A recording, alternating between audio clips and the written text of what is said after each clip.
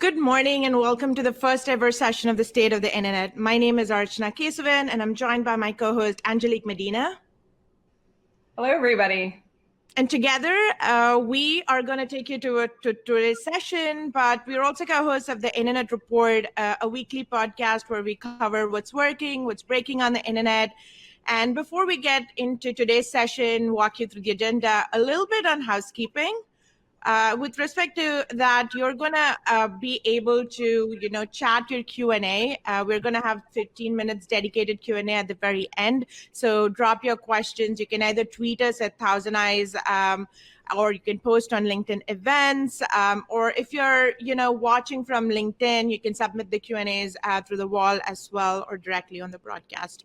And then a recording of this show will be sent to you shortly. So with that, we'll get started here. Angelique, like 16 weeks ago, we didn't necessarily have what's called the Internet Report, the podcast, right?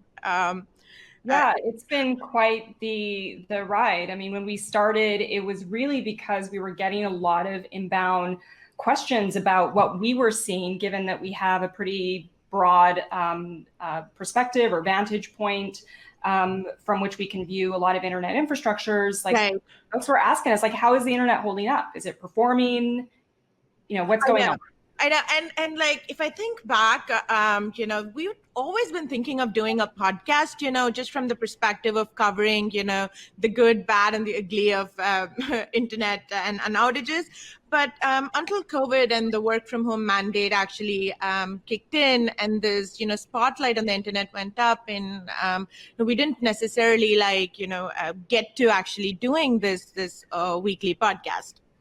Yeah, that's right. And it was interesting because there was a lot of discussion, largely from people outside of the network operations community about, is, for example, Netflix going to break the internet, not really understanding how CDNs work or content delivery necessarily works. And so there was a lot of not necessarily misinformed, but just sort of, like a layperson's understanding of how the internet works. And that was actually one of the reasons why, again, why we started kind of putting more content out. But also one of the reasons for a show like this is to give a lot of the network operators the forum to kind of discuss what they were doing behind the scenes in terms of serving content and keeping, everything flowing.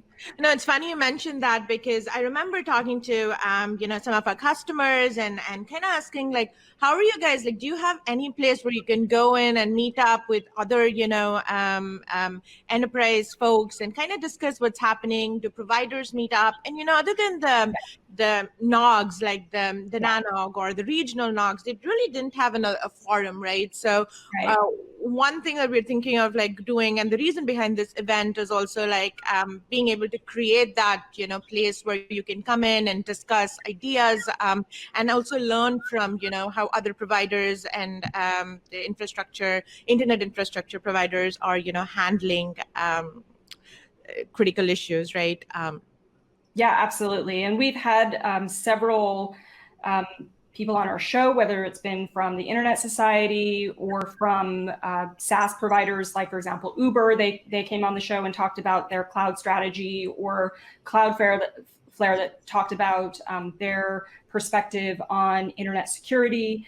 So we've had really kind of a broad set of individuals that we're bringing in and, providing a forum for them to discuss with the community and to engage. So that's really the intent behind the show, and also events like this. So we're hoping that it will be the first of several, because we have some really great content to share today, really kind of lifting the lid for a lot of folks on, again, some of this work that's been done in the background, whether that's been related to traffic engineering or to optimization of applications themselves.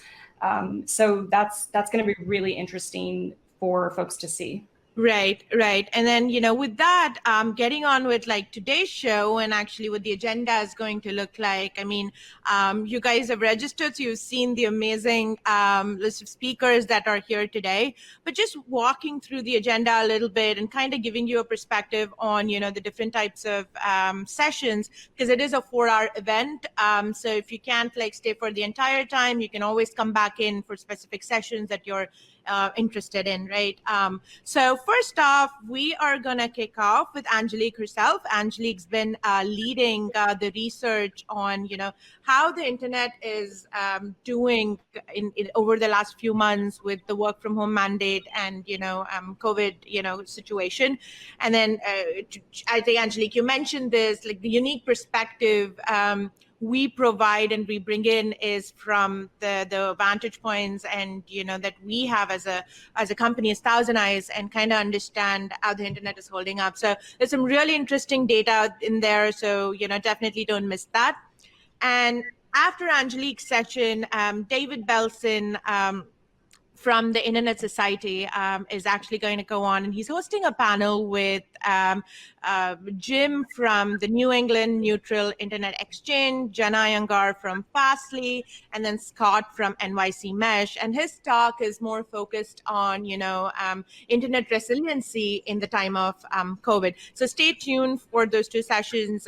There's going to be no Q&A for these sessions, but keep sending your questions. And we have like 15 minutes allocated at the very end, and we'll like get to those then.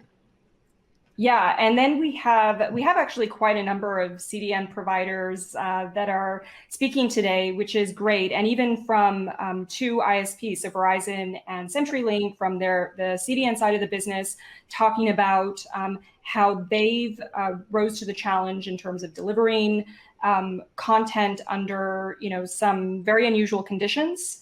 Some of these challenges have been technical. Some of these challenges have been more relational in terms of dealing with policymakers. So that's going to be really interesting. So again, we have Bill Winutka from CenturyLink, who runs the CDN side of their business. And he's going to be talking about game delivery. And then we have Marcel Flores from Verizon, who's going to be discussing traffic engineering, and specifically around BGP Anycast, which is a difficult thing to do even under normal conditions, but certainly when you throw in kind of just more volatility in terms of traffic volumes and traffic patterns, and then it just becomes exponentially more challenging. So he's going to talk a little bit about how they dealt with that. So that's really interesting. And then we have Akamai. Yeah, we have Roger Barranco, who's the VP of Global Security Operations from Akamai, coming in.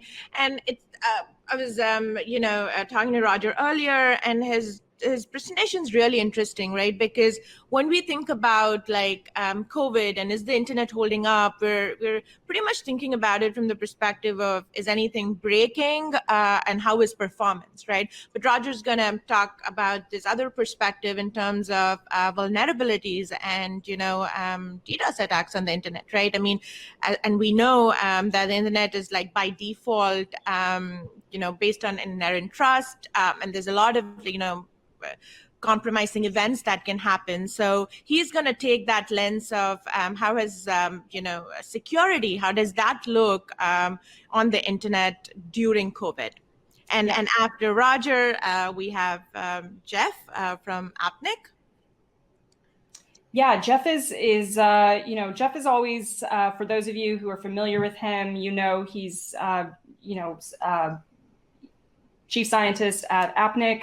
Really great speaker and always has an interesting perspective to share. And regardless, of what that perspective is, it's always, very thought-provoking. So we're excited to hear him discuss the evolution of protocols. So he's going to talk about kind of more, providing a little bit of a timeline in terms of how they've evolved and who is really driving the future of the internet, if you will. So that's going to be a great talk to close us out. Yeah, I can't wait to hear Jeff talk and his analogies that's going to follow in that session. So that's going to be really interesting. All right. with that, and then we're going to end it with a 15-minute Q&A, like I said, and just the first two sessions, Angelique's and David Belson's session, we will skip the Q&A, so keep them coming. The other sessions, if we have time, after the speakers finish, we'll try to take a question or two, but if not, the last 15 minutes is just dedicated to answering your questions, so please keep them coming throughout the show.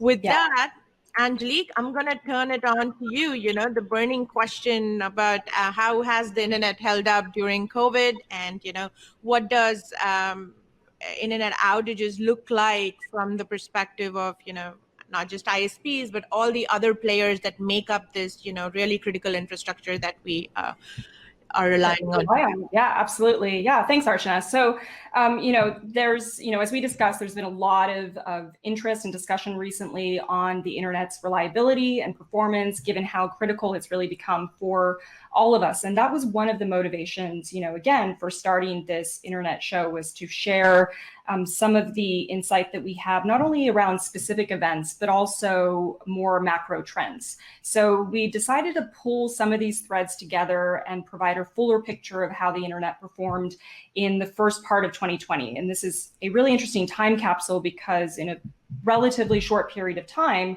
we can look at internet performance and resilience under normal conditions, as well as under conditions that are highly abnormal. So next. So the study that we did is looking at both network availability and performance, not only for internet service providers, as Archana mentioned, but also other key internet-related infrastructures. So these are cloud provider networks, CDN providers, as well as DNS provider networks. And what I mean by ISPs is I'm kind of using that as a broad umbrella term to refer to a variety of connectivity as a service providers. They could be transit providers or broadband providers, really anything. The data set that we're looking at is really everything other than last mile. And connectivity as a service providers where they have more than 10 BGP customers. So, again, what we're looking at from the standpoint of study scope, if you're to move ahead, is several different data sets. So we're hoping to answer some questions related to, are there certain types of providers that are maybe more reliable than others? Are there certain types of providers that maybe deliver more consistent performance during normal conditions, and maybe under more unusual conditions? So we are looking at network outages, as well as performance that we're taking using active measurements. So we're using ThousandEyes active measurement platform, looking at measurements across a variety of network types, so including ISP as well as broadband, public cloud, and as I mentioned, CDN and DNS providers. Now, what we're not looking at and what we're not going to be answering today are questions around, for example, traffic volumes or traffic bandwidth, because of what we're looking at is really active measurements. So next.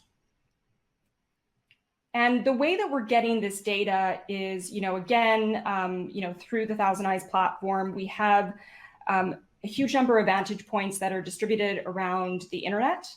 And, that affords us a unique point of visibility across these different infrastructure types. Now, there are a lot of different providers like CDN providers and ISPs and cloud providers, many of which have shared some of their experience or perspective, if you will, based on the traffic that they're seeing. So every one of these providers has a valuable data set to share. And this is our data set. There really isn't any particular provider that's able to provide a holistic view of the internet. It's just too big.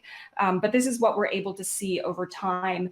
And, given that we have considerable visibility into internet infrastructures, it's quite comprehensive. So next.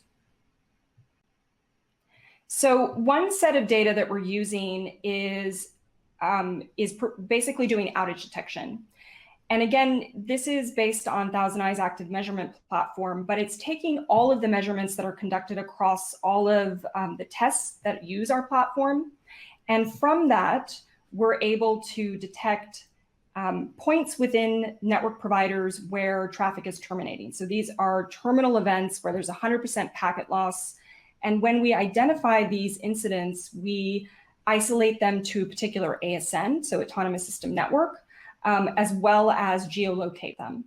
There are some other threshold requirements in terms of validating the disruption with other packet streams that we send. And once we do that validation, then we flag it as an outage event. Next slide. And then the second set of the other data set that we're working with is performance measurements.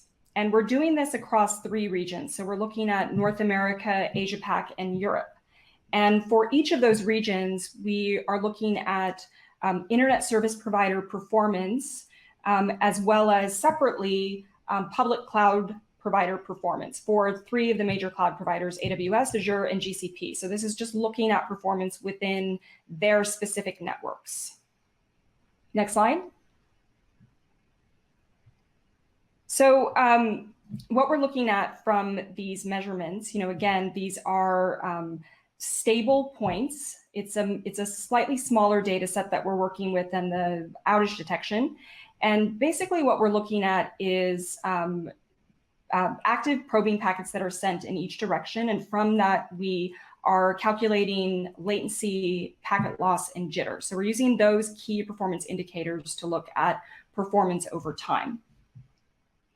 And in terms of the latency piece, we're just looking at latency changes from January versus absolute numbers, given that each region is so different. So comparing latency between New York and Los Angeles doesn't really make sense to compare that, for example, to London to Frankfurt. So we're just looking at how latency has varied over time. Next slide. So in answering the question of how have critical networks performed in 2020, because of time constraints, we're just going to cover 2 types of providers, and I'll provide a little bit more information about how you can learn more about the CDN and the DNS providers as well. But just in looking at the cloud providers and the ISPs, it probably won't come as a surprise to anybody who's been following our updates on social media and our blogs and our weekly show that both of these types of providers have in fact been impacted by recent traffic shifts. Next slide.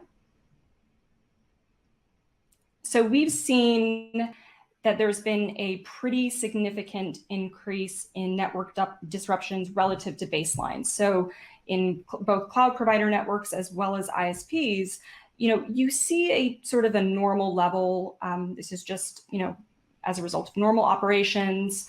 But then for both providers in March, we see a pretty significant increase across both of them. So that was something that was highly unusual. In the case of cloud providers, it seemed to have reduced somewhat over a couple of months, but then went back up in June. And for ISPs, after the peak spike that we saw in March, it started to go down, but still hasn't returned to more normal levels of disruption that we typically see in those networks.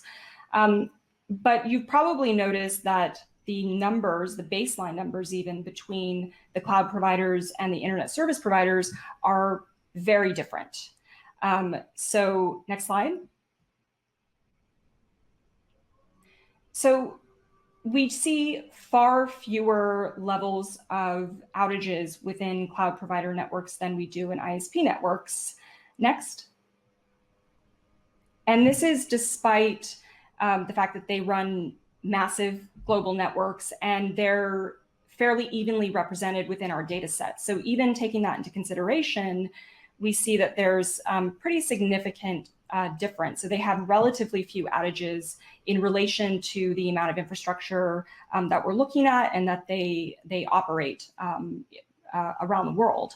And that may or may not be surprising to folks. I think they certainly, they're not necessarily apples to apples in many ways because they run very different networks.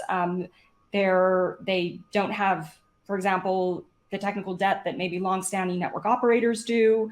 They, in many cases, for some of the large providers, have built out purpose-built software-defined networks, and they're not as reliant necessarily on external third-party network vendors for feature rollouts or bug fixes.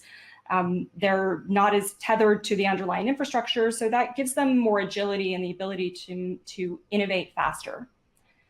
So that's something, that was particularly interesting that we saw. And if that's not necessarily surprising to folks, what was somewhat surprising to us was when we did see an increase in disruption. So, or whether the disruptions were during normal periods versus during periods in which they were elevated, what we see across the board for the cloud providers' networks is that these disruptions don't necessarily impact users. Next slide. So we're looking here at just simply times of day during weekdays. So these are Monday through Friday. We're looking at across the various regions. Business hours are darker color, hours outside of business hours are lighter colors. And we're just kind of looking at like a 9 to 5 window for that. And these times have all been normalized for the local regions. And what we can see is that there are not a lot of disruptions that are taking place during daytime hours or during business hours for each of these regions. And, in particular, when we saw this really significant increase in March, a lot of those disruptions were taking place in periods of time that are normally associated with maybe maintenance windows. So in particular, you can see like in Asia Pac, for example, a lot of these outages were taking place very early in the morning, like 1 a.m., 2 a.m., 3 a.m. And so they would not necessarily have been something that may have been noticed by local users. So it does suggest that they're not as uncontrolled events. It could be that they are the level of disruptions that we've seen in terms of their increase is due to them making changes to their network. And this is then happening outside of kind of periods of time that would be disruptive to users. So that was particularly interesting. Next slide. And from a performance standpoint, we saw that there wasn't a lot of change from the January baseline. So there was some slight reduction in latency in North America, and that was across all 3 public cloud providers. So AWS, Azure, and GCP, all of 3 of them improved their latency within North America. And EMEA was pretty stable. And then in Asia Pac, we saw that it was a little bit more variable. So there was a little bit more change kind of over, in particular, the last 3 months.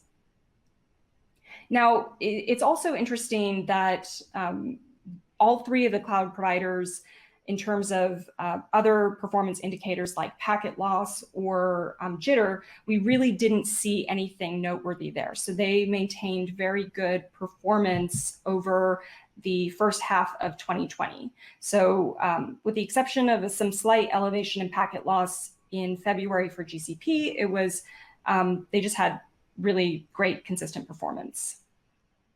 Next slide.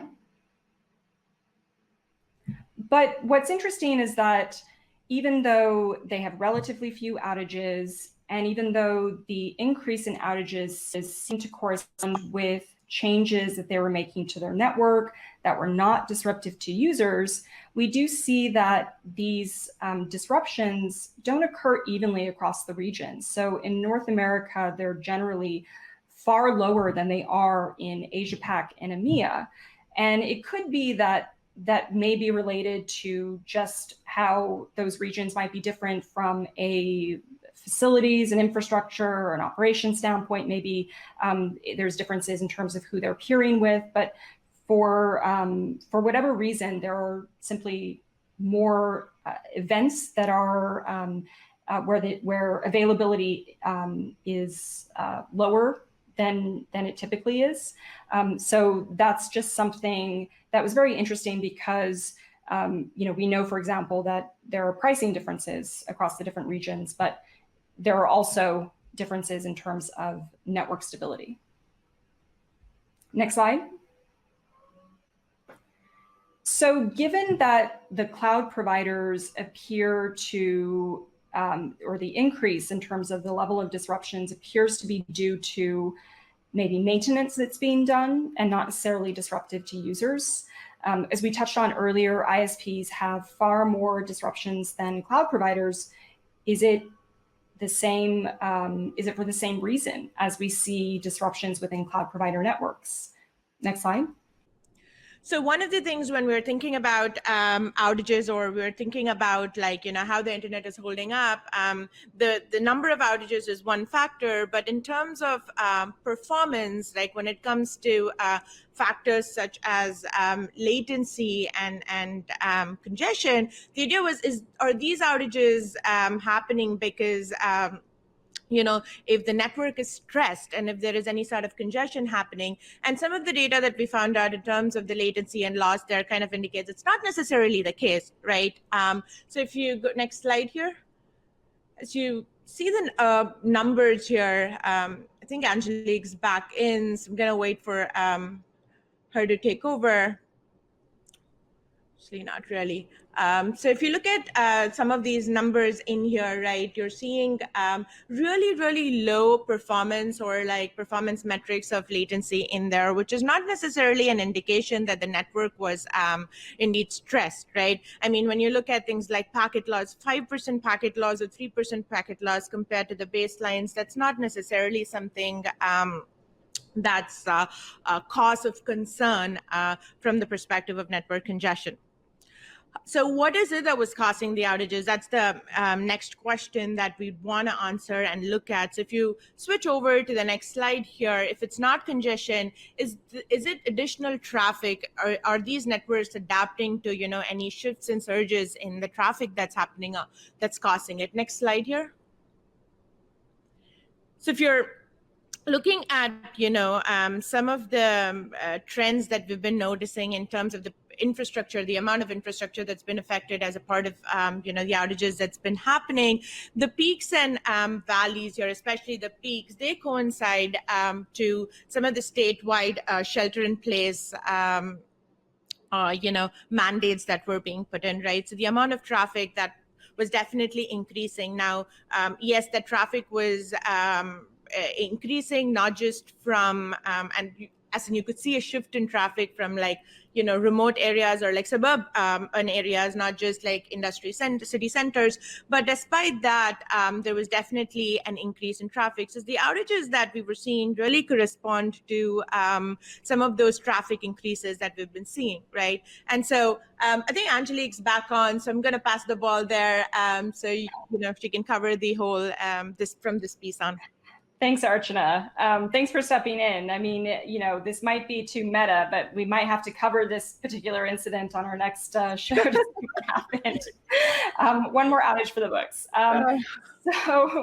So as no doubt Archana mentioned, it doesn't appear that there was really any systemic network or performance degradation across the ISP networks that we're covering within the various regions. Overall, performance looked relatively good. And because of that, it doesn't appear that that's the root cause of the increase in disruptions. And these disruptions do coincide or did coincide with pretty significant shifts in traffic, whether that was, as we're looking at here in North America, statewide shelter-in-place orders, some of the first of which were issued in the latter part of March, as well as changes in traffic volume and service usage in terms of usage of upstream and downstream bandwidth, for example. So there was a lot of change that was happening even after the end of March period,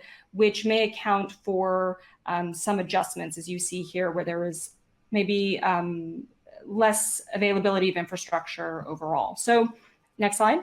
Now, in looking at when these outages occur, it looks like they're primarily happening in maintenance windows. So let's take a look at the ISPs and see how they compare in terms of when these outages are occurring and where they're occurring. So next slide. So the number of outages does vary by region, but across the board, we did see changes in the numbers of disruptions both in North America and Asia Pac. When it came in the March period, we saw a really significant spike. Now, in both regions, the level of disruptions have slowly gone down to not quite normal, but pretty close to normal levels. Whereas in EMEA, we still see this smaller but increasing number of disruptions. It's not really clear what is causing that. Could be related to different changing traffic patterns across the different countries in relation to their shutdown and reopening activities. Next slide. Now, from the standpoint of performance, given that there was this increase in disruptions, was it perhaps due to network duress, maybe related to increasing network congestion? Now, in looking at the performance of the ISPs over this period, January through June, for both North America and Asia Pac, next slide, we can see that there really are no significant differences. So there isn't a legend here, so just let me give you some orientation. The teal bars are indicating an increase, a percentage increase in latency, overall latency, and the red bar is packet loss. So in the March timeframe, we really didn't see any significant differences in terms of jitter, packet loss, or latency.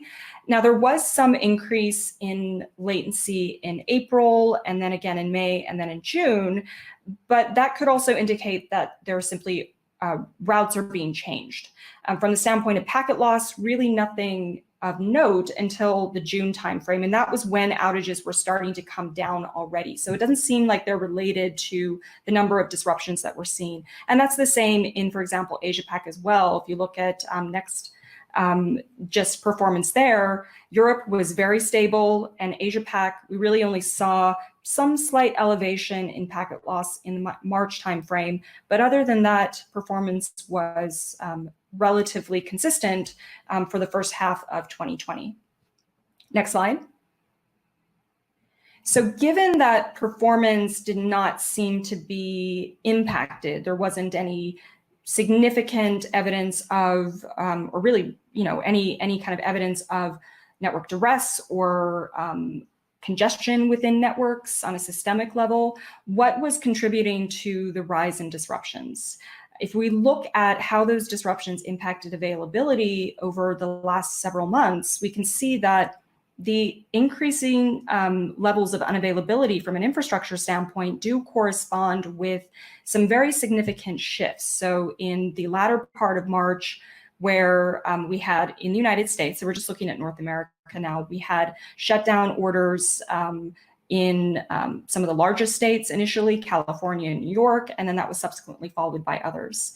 Now, over the next couple of months, as reported by both ISPs as well as exchange providers and even CDN providers, there was still significant shift of traffic in terms of types of services that were being used. So for example, using more video conferencing, that was changing the amount of upstream, downstream bandwidth, for example, that was being consumed, as well as just in terms of the overall usage of the internet that was simply going up. So it may be that there were some adjustments being made by the network operators to accommodate these changes.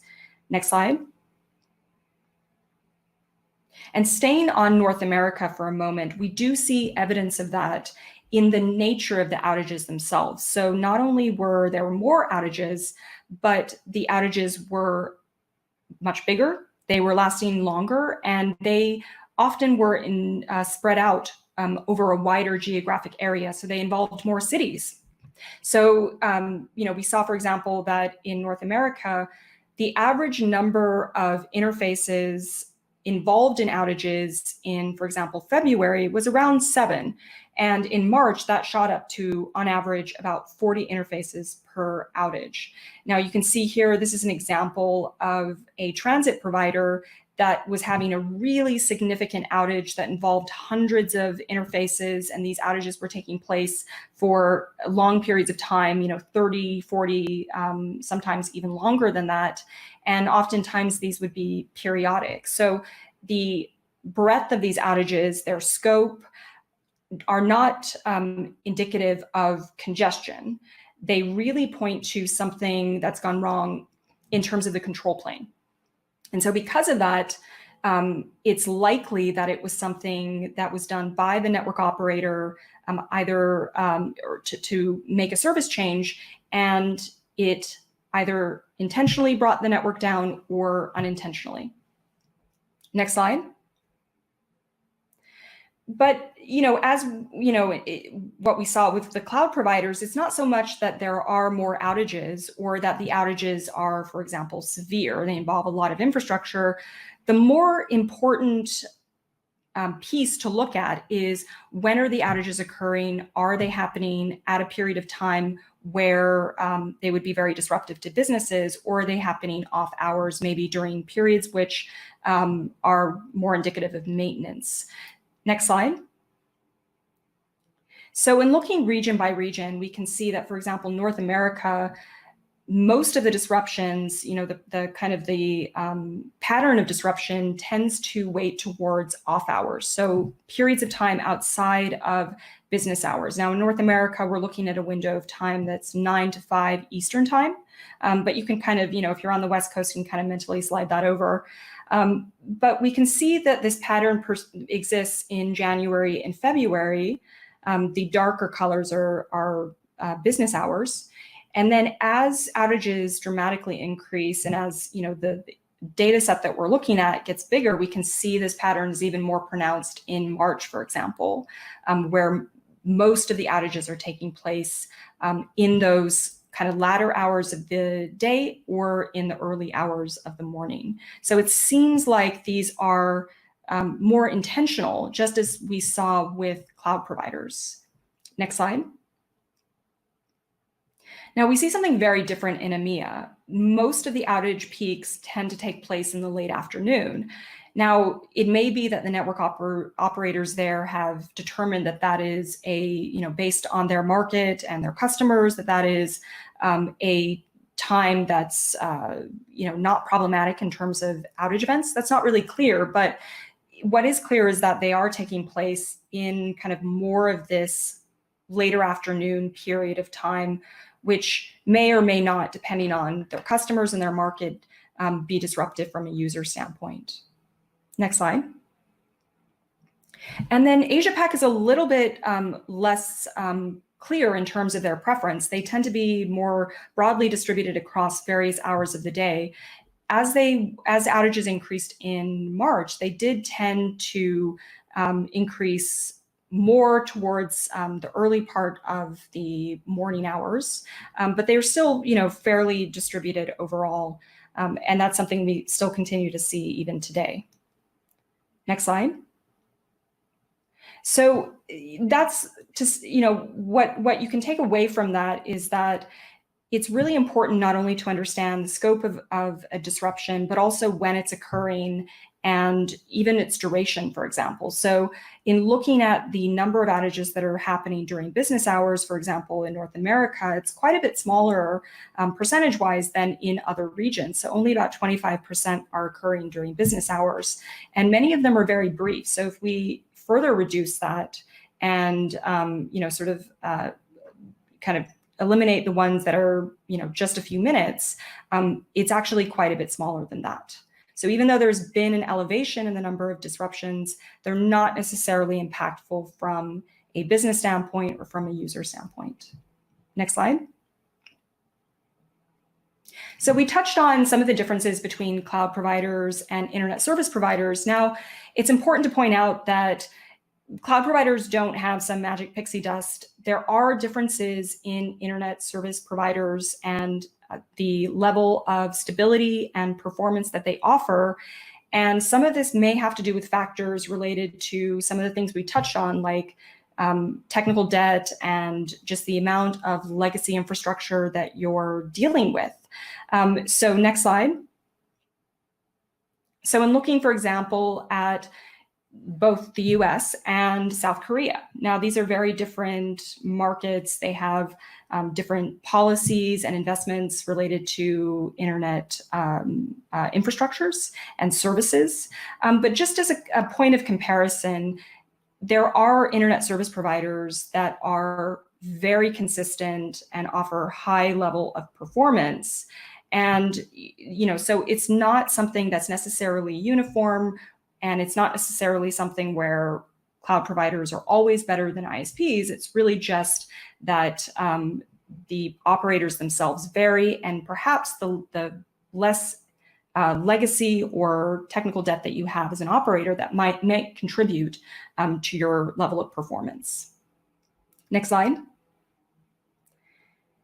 So what was interesting that we saw was that, we see that for many ISPs, in particular in North America, and for cloud providers, they tend to have these disruptions in off hours. So in looking at weekends, is it the case that there are more disruptions on weekends, given that there's less usage of the internet? Next slide.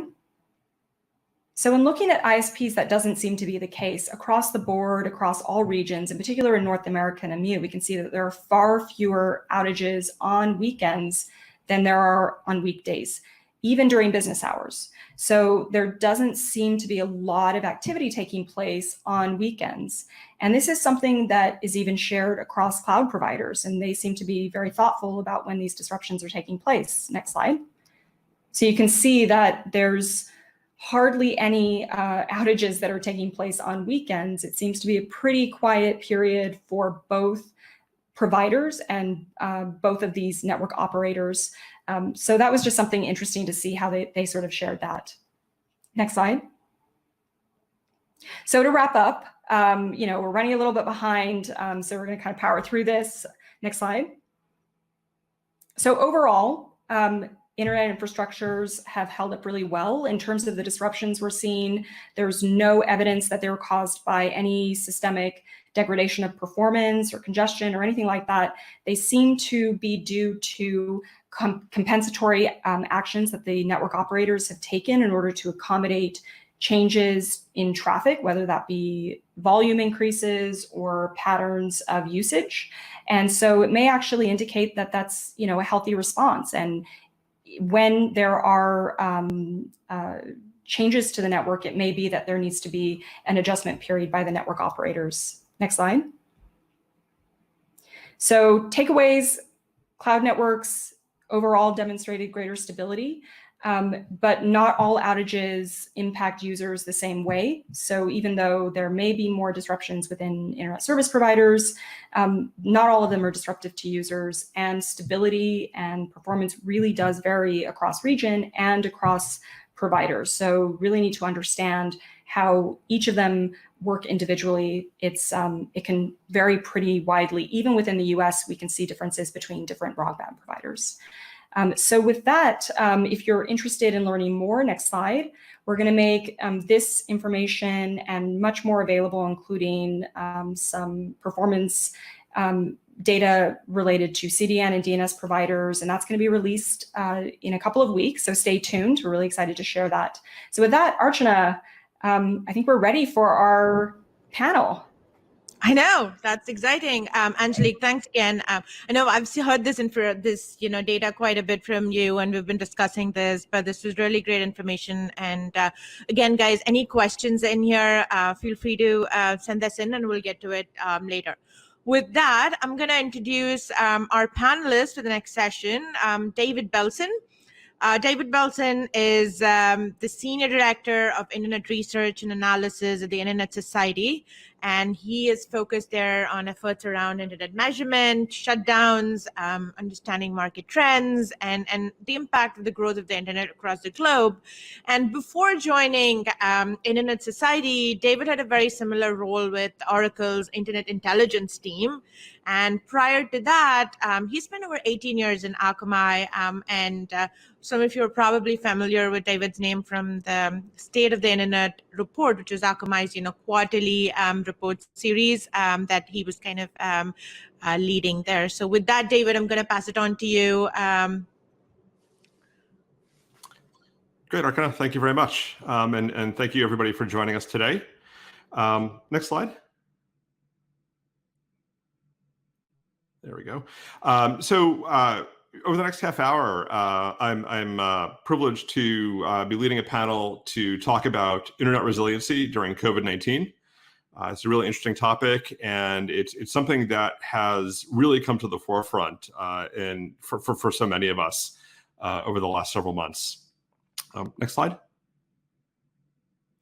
So in late February, early March, there was a lot of virtual ink spilled as everybody started to work from home and everybody was locked down around concerns that the internet might break. Was all of the increased traffic and the associated latency going to cause a lot of problems? Was it going to really slow things down? Was it really going to make it hard to watch Netflix videos or to do Zoom conferences or what have you? So a lot of articles out there. Here's a sample of a few of them. And in late February, I had published a blog post on the Internet Society blog called "Is the Internet Resilient Enough to Withstand Coronavirus?" Taking a look at some of the metrics that we needed to watch and see what happened. Next slide. So after a month or so, it became pretty clear that the internet was not going to break. It was able to withstand the strain. It was able to withstand the increased traffic. And I published a follow-up post that said, "Yep, the internet is resilient enough, but there is a catch." And that catch was more related to the digital divide, which is a topic for a separate webinar. But what we're really here today is to talk about how and why the internet was resilient and how it managed to stay up and largely problem free over the last several months. Next slide. So one key reason that the internet was so resilient or is so resilient is because it's a network of networks. There's no single monolithic internet to break. It's a combination of tens of thousands of different types of interconnected networks, mobile providers, last mile providers, backbone networks, academic networks, enterprise networks, internet exchange points, CDN providers, and so on. And to talk about that today, I've got three panelists representing an IXP, a content delivery network, and a last mile community network provider. So Jim Troutman, director at NNENIX, Jana Iyengar, distinguished engineer at Fastly, and Scott Rasmussen, a business development and strategic partnership representative from New York City Mesh. So Jim, you want to introduce yourself? Yes. Hello and good day to all of you in whichever time zone you're attending from. My name is Jim Troutman. I'm a volunteer director and general purpose agitator for NNENIX. We're a small not-for-profit internet exchange serving northern New England, which is Maine, New Hampshire, and Vermont, if you're not familiar. In our very rural region, NNENIX tries to foster and promote increased internet resiliency and connectivity, higher broadband speeds at lower costs. In our region, it's still common for wholesale internet transit costs to exceed $5 per megabit per month. And there are still large areas where residential broadband is limited to low-speed DSL if it's available at all. My day job is an independent internet infrastructure consultant and IT architect, and I work with a variety of regional ISPs, telcos, and enterprises to help solve their problems. Cool. Thank you, Jim. Jana, you want to give a quick intro? Sure. Thank you for bringing me in here, David. Well, my name is Jana Iyengar, and I I'm a distinguished engineer in the CTO's office at Fastly. Can you put the first slide up, please? Not that one. Anyways, I'll keep going while the slide comes up. So yeah, so I work on a number of things, but primarily on Quick, which we won't be talking about here.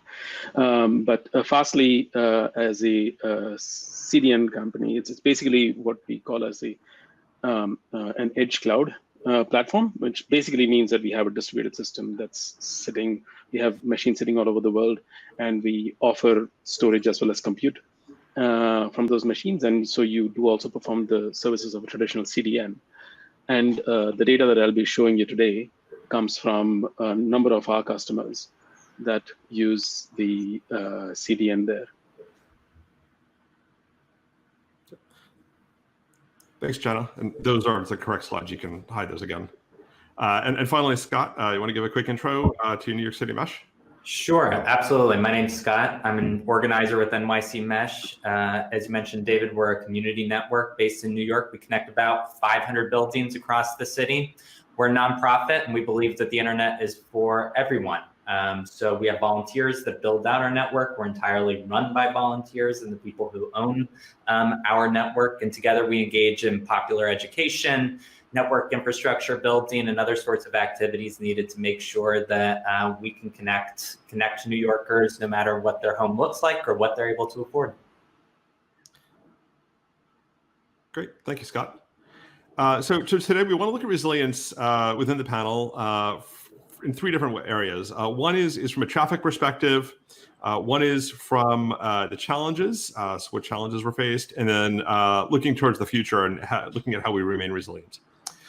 So the question first question that I have for the panelists is what their traffic levels were like heading into the March lockdowns, and how they changed as a result of the lockdowns being implemented. So Jim, let's look at you first for NNENIX and for the IXP community. Yes. So NNENIX, we saw quite a large traffic increase. We are small. We have a small number of peers, but we had approximately more than a 2x doubling of traffic.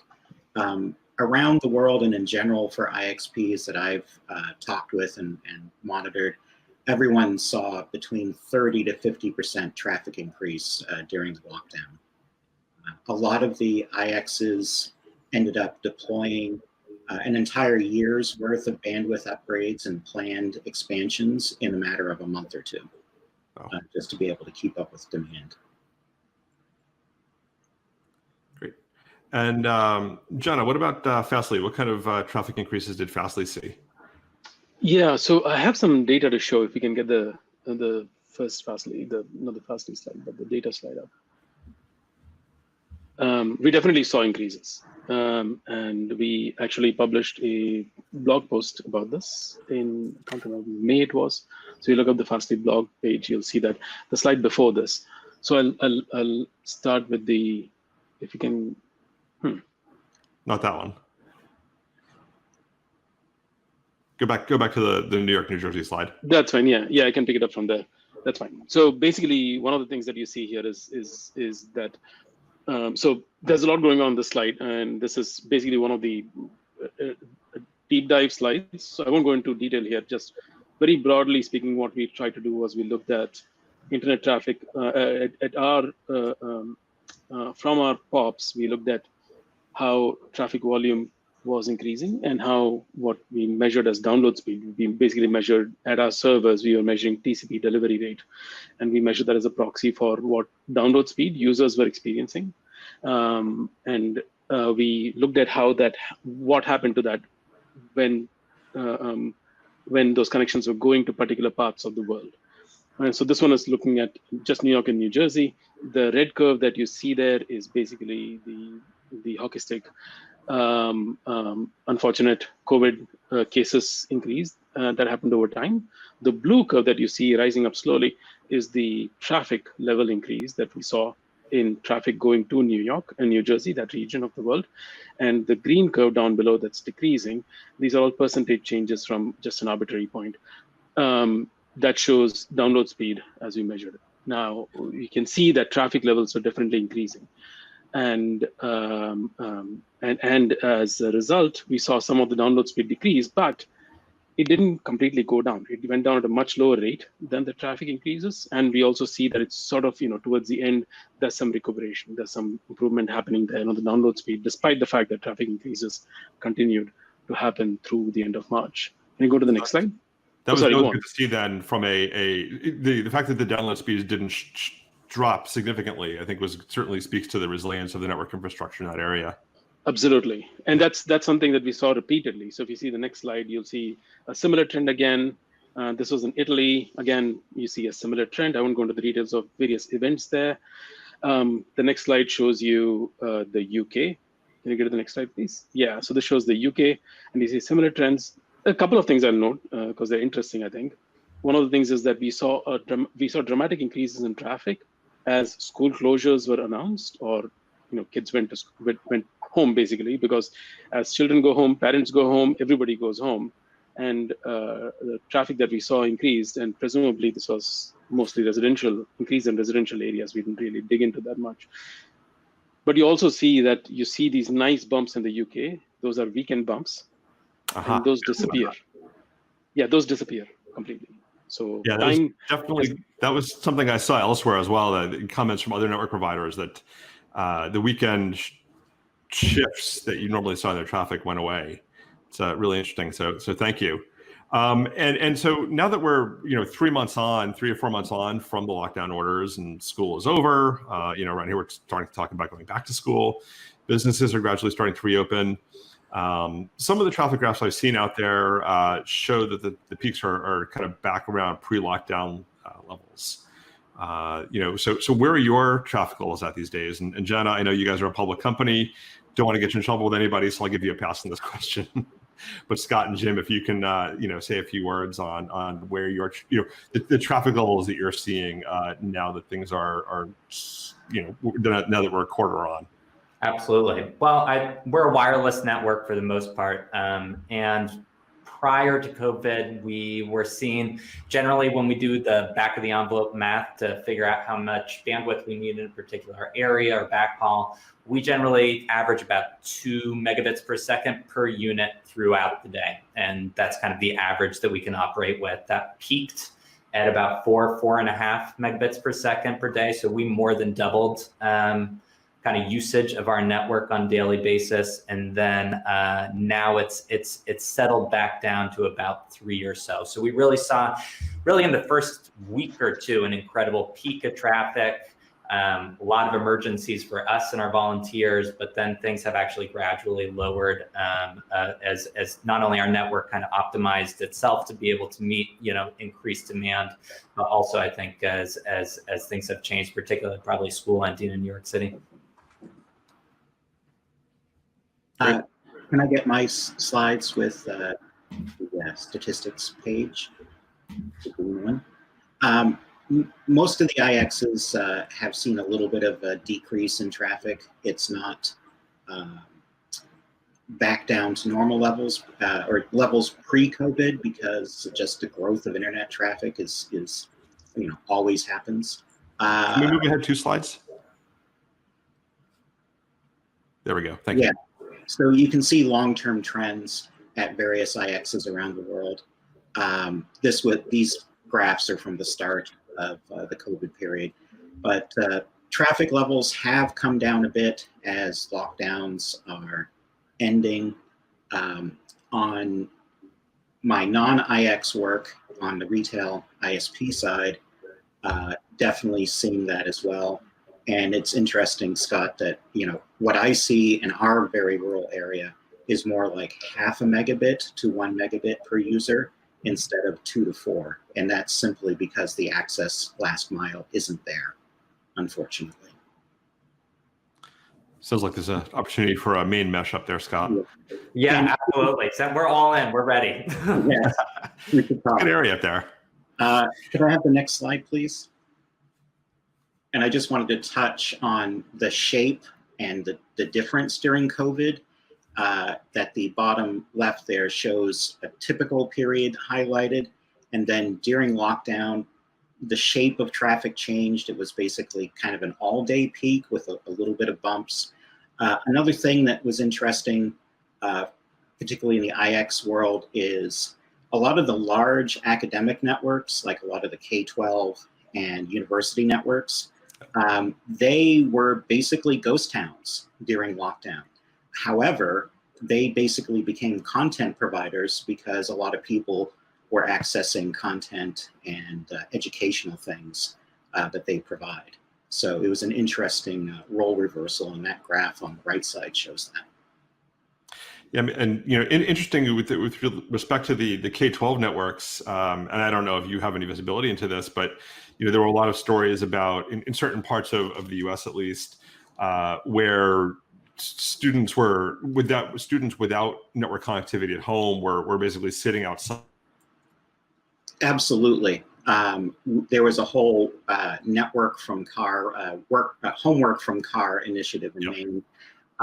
The Maine folks at Network Maine, they actually worked with a lot of the K-12 schools specifically to open up Wi-Fi hotspots and to get people to come in during the lockdown and like move access points close to a window, that sort of thing, just to get some sort of connectivity, because there's literally thousands and thousands of kids that were in lockdown that didn't have internet access at all. Yeah, and that's where the resilience failed. Absolutely. But and which I think is actually a good segue to the challenges question. So were there specific challenges that your organization or infrastructure faced related to the COVID-driven increased usage? Jana, as a CDN provider, I'm sure you guys are very used to sudden peaks in traffic, but can you speak to any of the challenges that Fastly saw? Yeah, so this is basically what we do. Right. I mean, it's our job to handle these things, and we were able to manage it.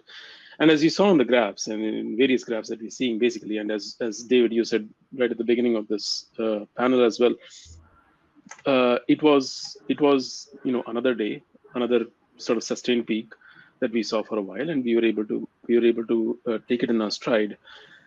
This is, I want to say that this, yes, for Fastly, it definitely was something that we do, that's something that we're good at, and so we were able to do this.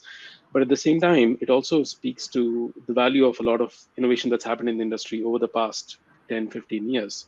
I don't know if we could have really survived this, 20 years ago, 15 years ago. And one of my dear friends and colleagues, Patrick McManus, wrote a blog post about this, about basically the 4 key innovations that has allowed us to be resilient during this time. And I think it's important to recognize the value of all of these things.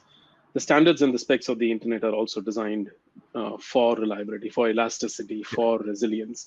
And so we continue to build those standards, and they've been tested, and I think they've held up. Yeah, absolutely. Cool. And Scott, can you speak to New York City Mesh? Sure. I think our biggest challenges were twofold. One, centered on kind of human capacity. In New York, we were under a lockdown, so things like maintenance and the very basic types of things of getting across New York City, a city where most people don't own a car, and you're dependent on public transportation or anything else to schlep equipment across town. And nobody was rushing to the New York City subways in the middle of COVID. Exactly. And so we can talk a little bit more about that later, but the issue of kind of human capacity and what we were able to do was significantly limited, and something that was trying for us.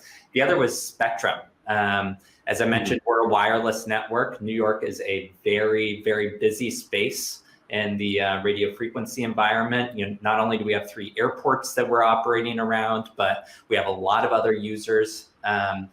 And something that we found is that a lot more folks were jumping around channels trying to find, open opportunities or spaces that they could operate in to kind of increase bandwidth and meet those needs that we saw immediately after the lockdowns. And as that happens, obviously, then that starts a chain reaction of 10 other users of spectrum that are suddenly reshuffling around and moving around. So we had to be incredibly dynamic in our use. And interestingly, in many ways, it often got down to, again, a human question. We really had RF engineers watching and looking and actually manually selecting channels in which to operate in, because in many cases, things were moving, in some cases too quickly to be able to kind of leave it up to automatically kind of selecting channels. It actually took a lot of human judgment to figure out what was best. Right, and I guess as a suburban user, I don't think about that much.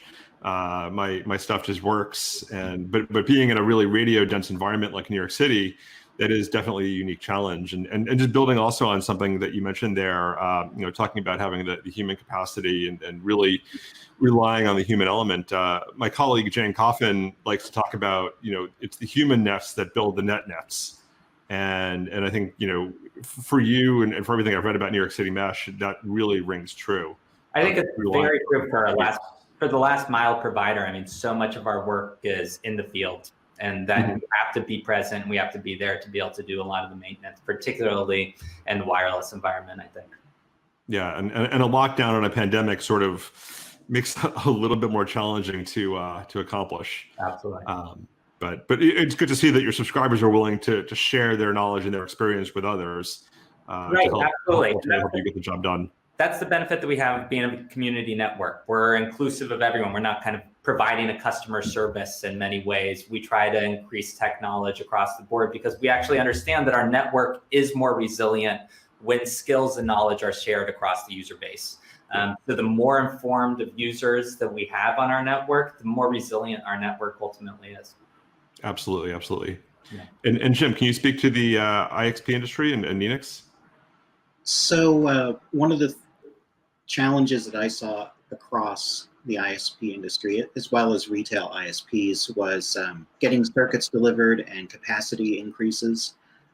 There were a lot of IXs that waived port charges, and basically because this was an emergency, they said, if you need bandwidth, just tell us and we will give it to you and we will sort out the billing later. And there was a lot of very fast new capacity added in terms of additional ports or upgrades to the next level speed.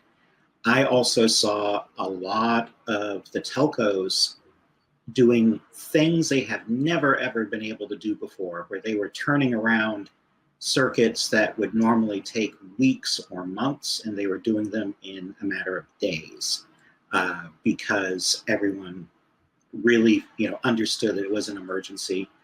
Some of the retail ISPs were caught short without enough transit capacity, so there was a lot of additional transit orders. And definitely there were some new entrants into the world of peering. One of the things I wanted to point out that's still a problem is there's still insufficient peering, particularly when it comes to corporate VPN traffic versus home traffic.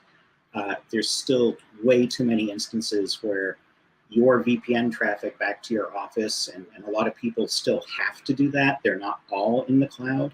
That traffic sometimes is going hundreds of miles or thousands of miles, tromboning out of the next major market because that's where the two entities peer. So more local peering, please. And what's the impact of the trombone routing there? Increased latency, more packet loss, slower VPN experience. I mean, people have adjusted and have, gotten used to working from home primarily, and there's still a lot of people that are. And as everyone says, this is the new normal. Yep. But if there was more peering, I think the VPN experience would be a lot nicer. Great, cool. And then just to close it out, talking about the future, building on the points we've just made, do you feel your organizations and your infrastructure is sufficiently resilient in order to capably handle that next unexpected surge in traffic? Again, as a CDN provider, Jana, the answer there is probably yes. But and I think one final question of, is there a key lesson from the experiences in your organization over the last few months that you're willing to share with the industry and your industry colleagues? So Scott, we'll start with you. Sure, absolutely. I'd say, our network, we scrape by as much as humanly possible because our job, we're not only do we have a shoestring budget, but we also our goal is to have a neutral network. And so we're not out here throttling data or anything like that. So we're trying to get everything we can out the door as quickly as possible with respect to bandwidth. So with respect to our network and how it holds up, there were a lot of challenges. We're in the process right now of installing a lot better equipment, larger antennas, things like that, and doing a lot of the back-end maintenance work. We learned a lot from the process. And but with respect to lessons learned, I think two lessons really kind of came to mind in thinking about this. The first is the importance of investing in human capacity, and that's what I was mentioning earlier is incredibly important for us. And that's what the back end of so much of this is still run by network engineers and people doing the work on the ground. And the other, I guess, is really thinking that though remote is all the rage, and many of us, including myself, are all working from home these days, local really is important. And we realized that, and that we had to have people in the field local to where the problems existed. We couldn't have somebody, for us, taking subway across town wasn't a possibility. So we had to have groups of volunteers or people who are able to walk up the block or do something like that to be able to do that kind of maintenance. And I think also, it gets to Jim's point earlier, I think also local is very true with respect to peering. With the traffic going over our network, if we can keep a maximum amount of that traffic locally within the network or directly with somebody we're peering with at a local exchange, that makes a huge difference for end users. So not only kind of having people and capacity local, but also traffic local. Absolutely. And Jim? I'll agree totally with Scott on the people and in general. Challenges is, lessons learned. Access to facilities is very important and was a challenge during COVID for different reasons than some of Scott's reasons. A lot of the facilities were essentially unmanned and had severely restricted access, and access was essentially by appointment only. A lot of data center facilities, and I know this affected other IXs, those data centers maybe had one technician, and so getting remote hands requests was basically impossible, or you had a very long wait. So those are, issues for the future. And always more capacity, more peering, always going to say more peering. And hopefully a lot of organizations now are revisiting their disaster recovery plans and their disaster, business continuity. Thank you. The DRBC plans and incorporating things like what happens when there's only one guy in the data center, or what happens when we can't get into our data center, and maybe that's when we start relying more on CDN services. So Jana, we'll close it out with you. So basically, like you said, as a CDN, having a CDN helps, right? I mean, my heart goes out to those who had to scale their services overnight, but didn't have that to back them up. But so in terms of looking to the future, we've been investing in infrastructure, in capacity. We recently announced that we've reached 100 terabits of serving capacity, and more broadly around the internet. We want to build a technology that can help us move forward like this. So we're investing in technologies like Quick, various things that can actually help us move into the next level of internet use, so to speak, and to manage these things. In terms of the lessons learned, I have to say that there's something resonates with me when I heard Jim talk about how people stepped up to do stuff right here during these times. So we just a very quick prelude is that we dug into the data that I showed you earlier to see if different communities were getting affected disproportionately. Specifically within the US, we tried to dig in and see if poorer communities were getting more affected than richer communities. And the way we did this, we looked at five-digit zip codes. We looked at the average income from IRS data, and we correlated that with delivery rate to those particular zip codes. And while we didn't see a big difference in how much they were affected, what we found was quite stark in that we found that across the board, even before pre-COVID, delivery rates were completely striated. Like, the richest neighborhoods got the highest delivery rates and the poorest neighborhoods got the lowest delivery rates. And it was perfectly stratified. We had 5 levels that we classified the 5-digit zip codes into, and we got 5 curves of delivery rates. And that was just very stark. The really cool thing is that operators have stepped up. They did step up. So Comcast and Cox Communications, I'll call them out because they did something really good here. They came out and they offered the Internet Basics program for free for a while, and they also increased the bandwidth of those programs, and that actually showed in our data. We saw these striations, like, we had these 5 lines, and the bottom 2 sort of went up, and the gap sort of disappeared for those ISPs at least. So the lesson here is that we can continue doing this. There is a digital divide. We know that there's disproportionate people who are getting disproportionately affected, and that we as a community can actually step up and do something here. We can take that lesson out of this. Right. Oh, absolutely. Absolutely. I think that's a great point to end on. I think the internet has remained resilient thanks to the work of CDNs and last mile providers and IXPs. I think that where we need to focus on improving the resilience is by closing that digital divide. It's going to require a lot of work, a lot of investment, and it's going to require a lot of investment not only in hardware and in bandwidth, but also in human capacity. Like Jim and Scott said, having the right people in the right place at the right time. So I want to thank Jim and Scott and Jana for participating in the panel today. I want to thank the team at ThousandEyes for having us, and turn it back to Archana and Angelique.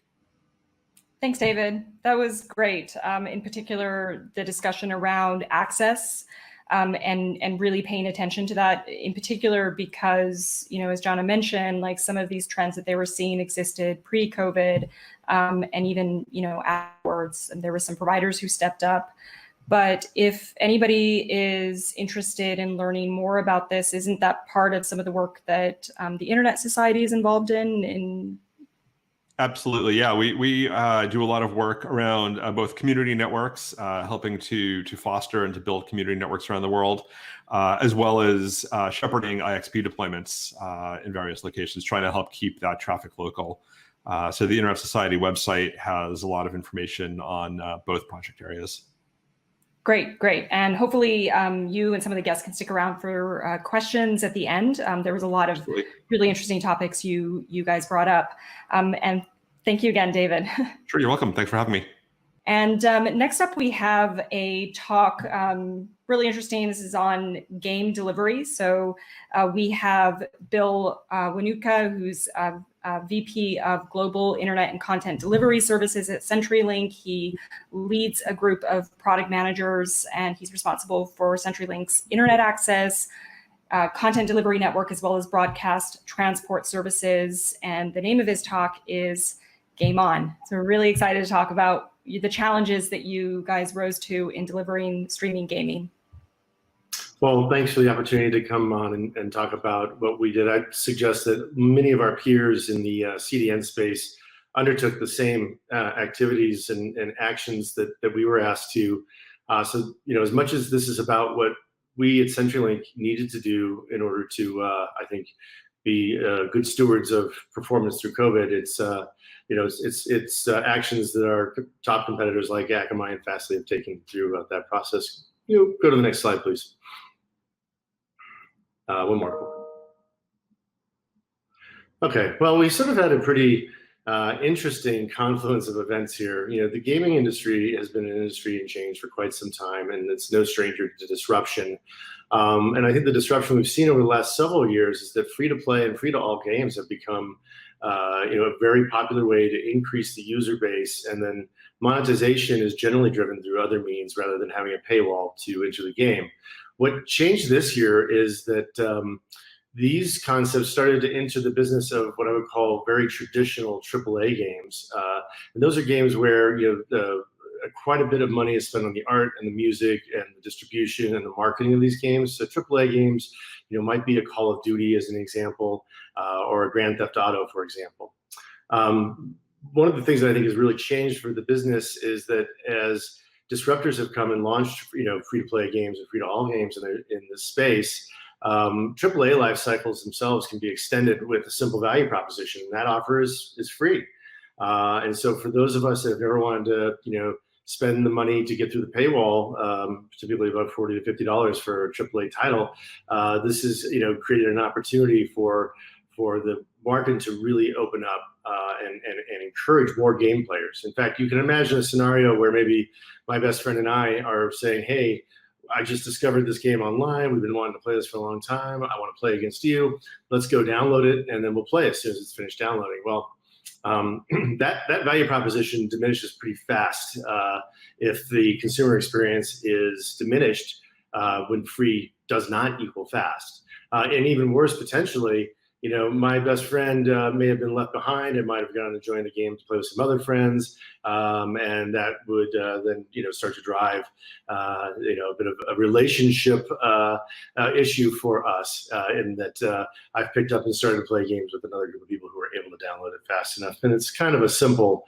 analogy, but I think it's it's very real, and it's very real to gamers, and it's very real to consumers that they need to be able to receive content when they're asking for it. Now, a lot of what's happening with game downloads too, to keep in mind, is that there are a number of patches, and the platforms themselves tend to pick up the updates to those games, without human interaction. So there's an element to this that is, let's go get the game and let's play it now. There's also an element to this that there's unmanned, IoTs essentially downloading, a fair amount of the game traffic that we see on a regular basis. So essentially, the global pandemic is, I think we've talked about this ad nauseum, but it's profoundly altered how we work, and it's increased the global economy's dependence on sustaining high levels of internet performance. So if you would go to the next slide, please. My idea of humor here is that when free AAA gaming meets the global pandemic, it's as if an irresistible force, we're meeting an immovable object. And the result is something that I think it's hard and difficult for every network to deal with, whether you're a CDN or an ISP or a transit provider, or you have a different angle on on a private network space that you're trying to manage. If we go to the next slide, please. High peak to mean peak ratios drive what we call regrettable costs.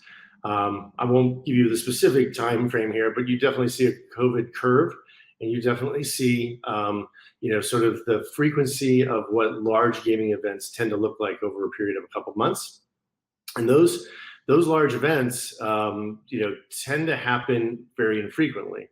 They become an outlier in your network performance that you need to solve for.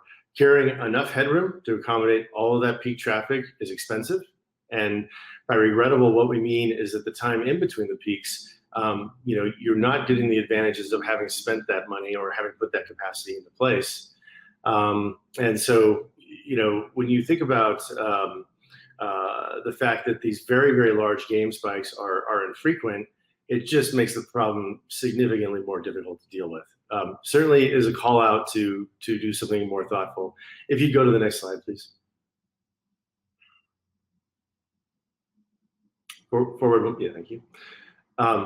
And so governments weren't shy as we went into COVID. They were aware of the risk that large game downloads create for user experience.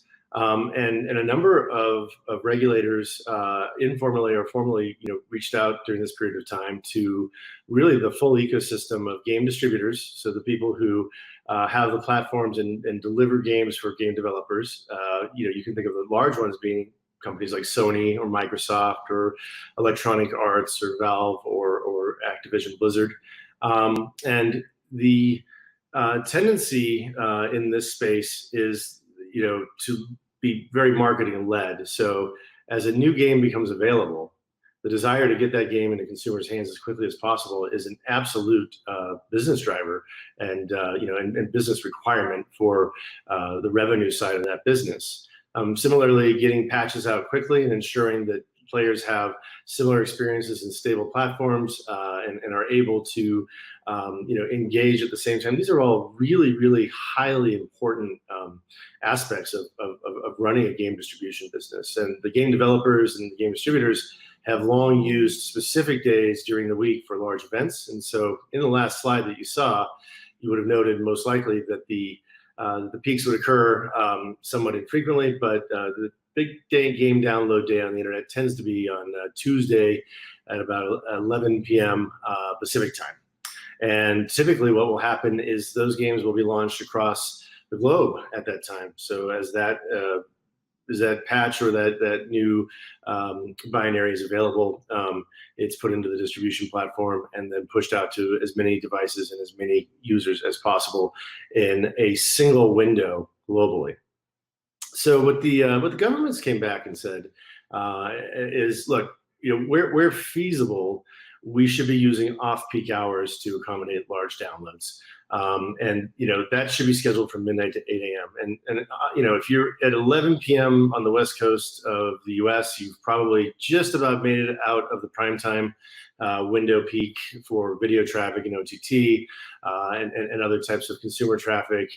But you're hitting business hours in Asia Pac, and you're hitting the start of the business day in Europe. So I think that the ask here was really start to plan to roll those releases into an off-peak window so that we're not in disrupting business hour traffic, which has become so much more important. If that's not impossible, they also asked that we avoid peak times of 5 p.m. to 11 p.m. This would be when I think OTT typically sees its big liftoff every day, locally in each region. And I think that the entertainment and use of the internet for entertainment and for speaking with your family and those things were heavily considered there. The ideas and suggestions about rolling downloads, phasing of downloads, rate limiting and spreading download traffic. I think I've kind of covered the main concerns there. Rolling downloads and phasing could absolutely be accomplished, but not without a change in the way that the industry views its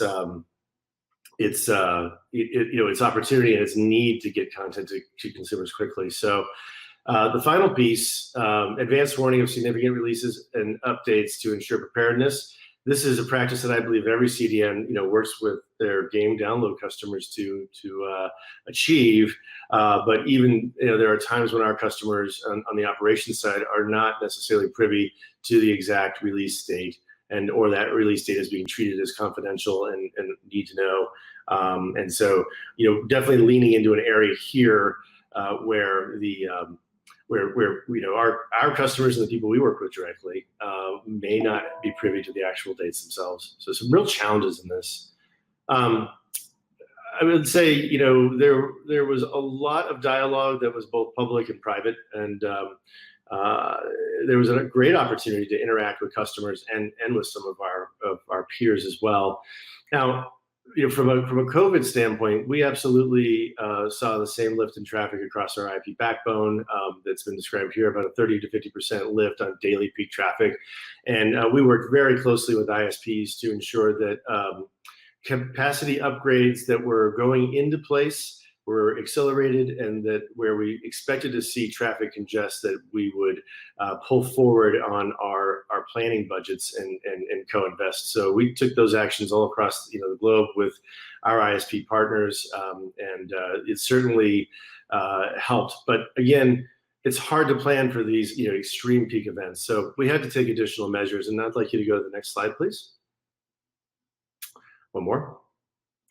I'll call this a short-term solution, and apologize here.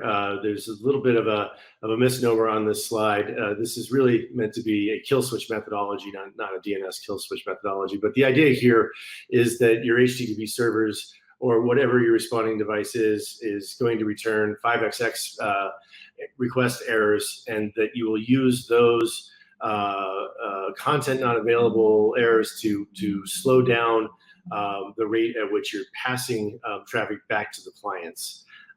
So there's a real risk here, which is that the clients themselves will build up a very large retry request rate, in addition to the steady state demand, and that could create an even higher demand scenario once you remove the methodology of issuing a percentage of your total traffic of 500 errors.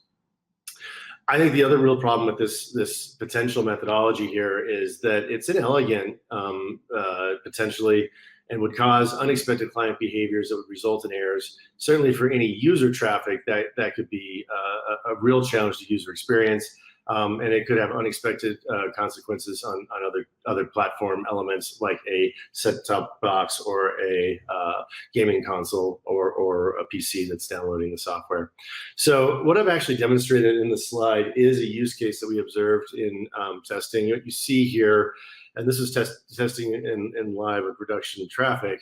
What you see here is a initial peak towards the middle of the slide to the left of the red circle.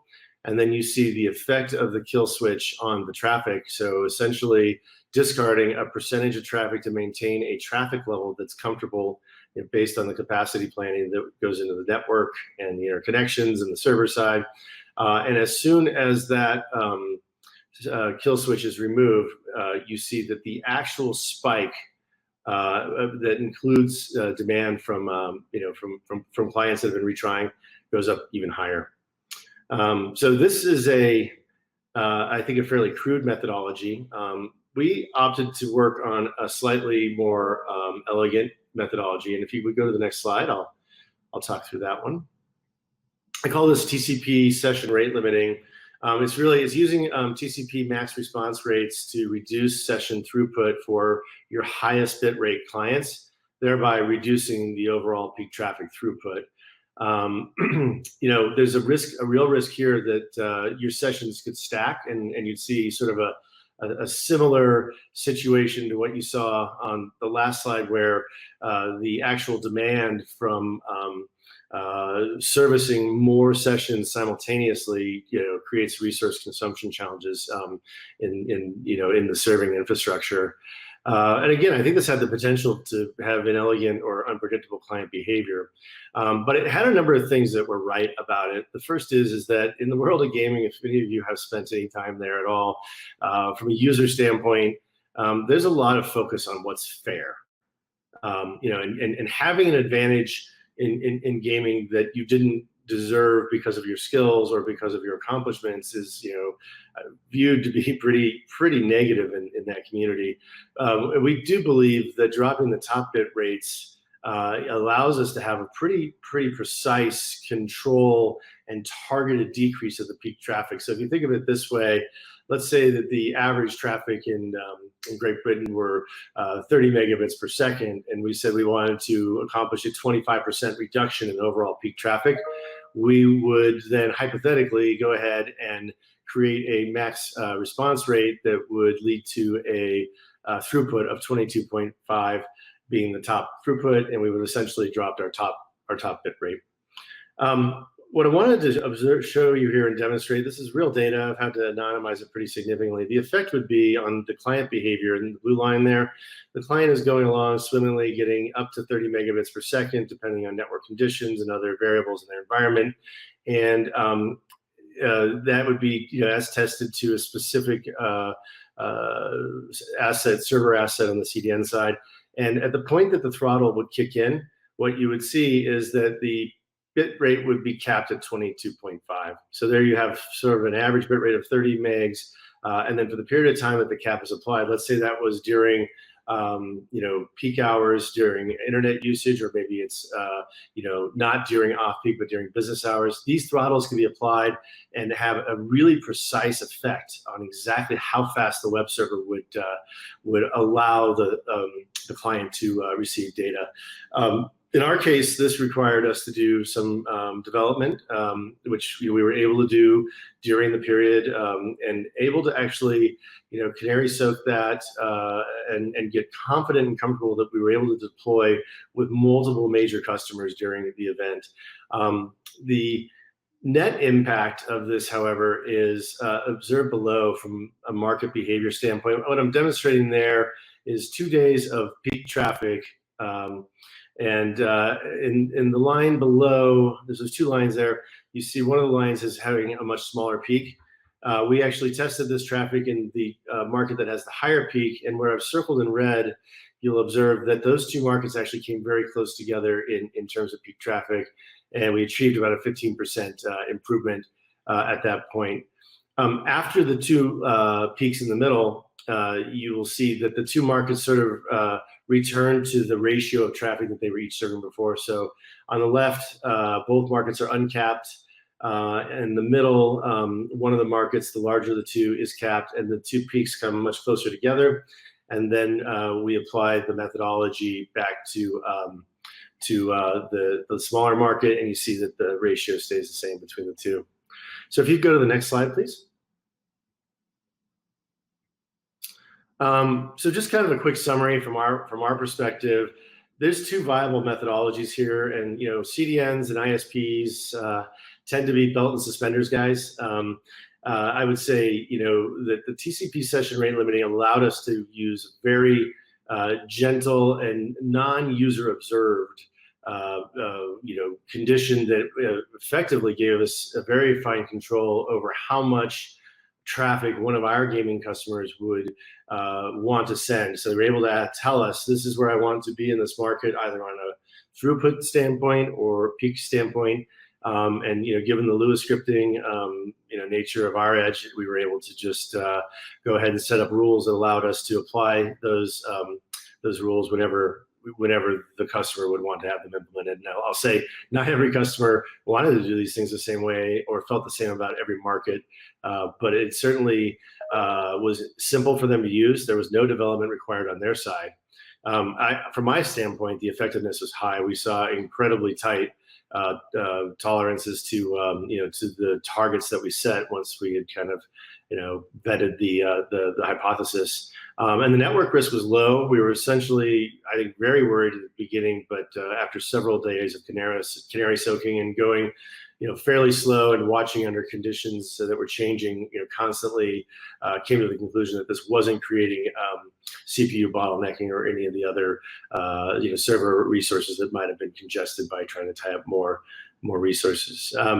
Ultimately, again, this is the kill switch. The 500 errors are essentially what we're talking about here, just to avoid any confusion. Time to effect is typically was on the order of about 15 minutes. So if you wanted to make a change immediately, it wasn't an easy thing to do. You needed to be a bit ahead of it. There was observed user experience issues. I think, again, this was a very simple thing for customers to use, but the effectiveness was essentially only medium. To a large extent, you really can't control how much traffic you're receiving as a CDN serving for a customer. And so there's always this risk that the demand is infinite and you're eventually going to run out of resources.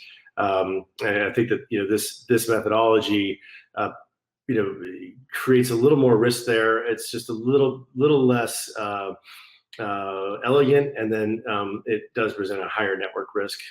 So at the end of the day, we've actually adopted both methodologies, but the TCP session rate limiting is the one that we feel has the best results for the customer.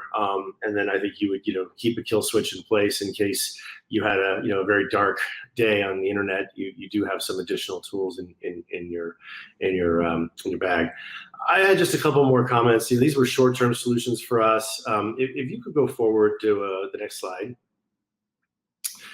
We have been working on a long-term solution, and this is something that you may have seen. We announced that we acquired StreamRoot in 2019. They are a peer-assisted mesh delivery company. So they specifically work with CDNs, and it is an open CDN technology. They work with all CDNs, not just ours. So they've worked very hard to be, I think, easy for a customer to integrate with CDN and any multi-CDN strategy they have.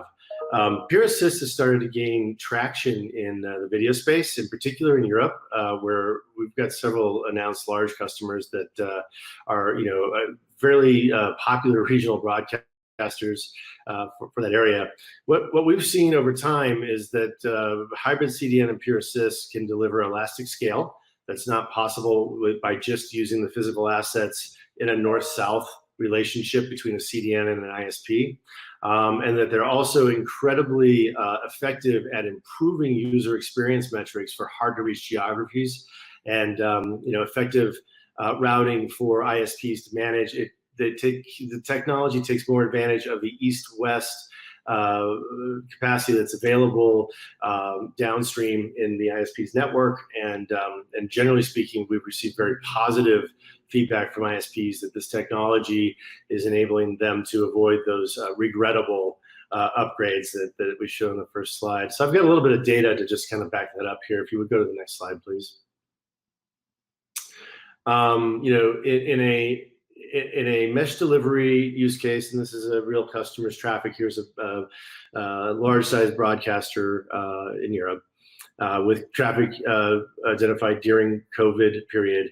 This is specifically during the French president's address to the nation regarding the stay-at-home orders. And during the spike in traffic, we were able to achieve a 70% east-west offload, if you will. So peer-assisted offload, where the devices that our customers have their players running and where they've taken our code and put it in their players, those devices were able to offload the north-south traffic, which is what you see in red, which is CDN to ISP traffic. We're able to offload that and serve more of it from within the ISP's borders. So less dependency on interconnection and peering. And again, for an event that was essentially 3 times the 95th percentile. So if you look at the second slide on the number of users that were simultaneously viewing the event, you'll see that not just the peak to mean peak, but the peak to 95th percentile was 300% here. That's just not something any ISP can afford to plan for.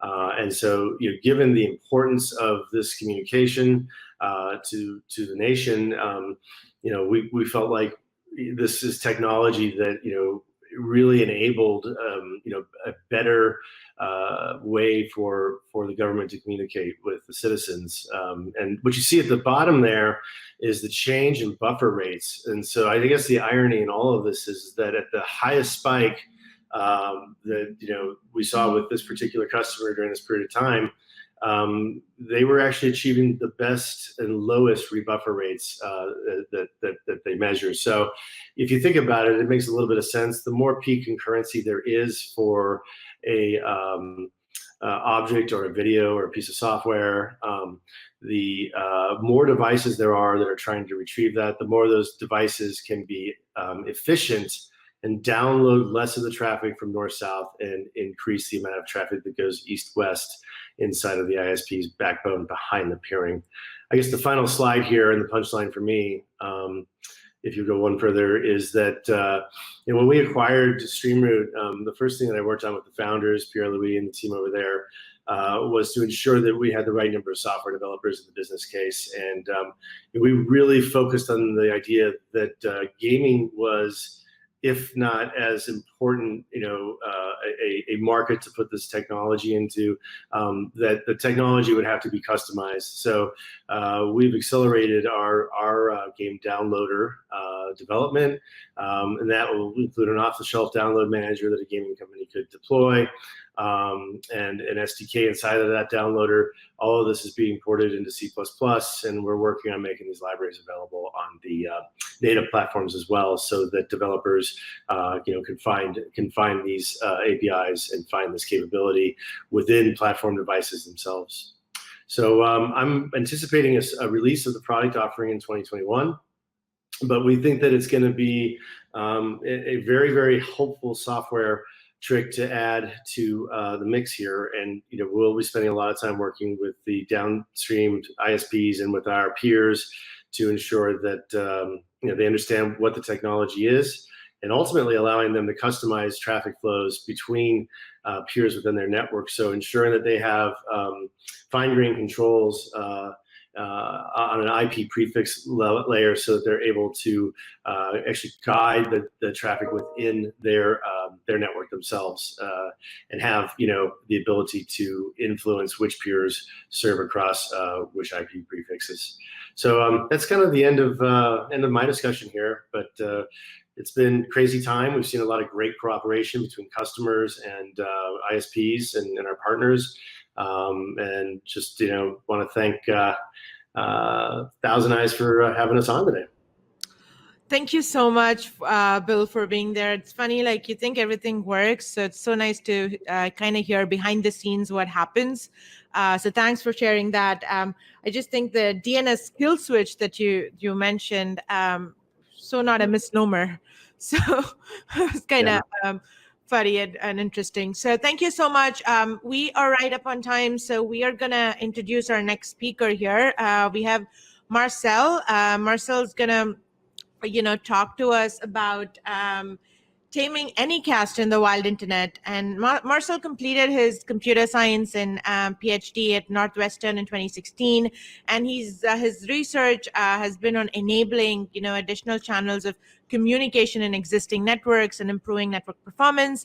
And since then, he's worked as a research scientist at Verizon Digital Media, where he has further explored transport layer optimizations, large-scale management strategies, and cache optimizations. With that, Marcel, thanks for being here. Yeah, thank you so much for the intro.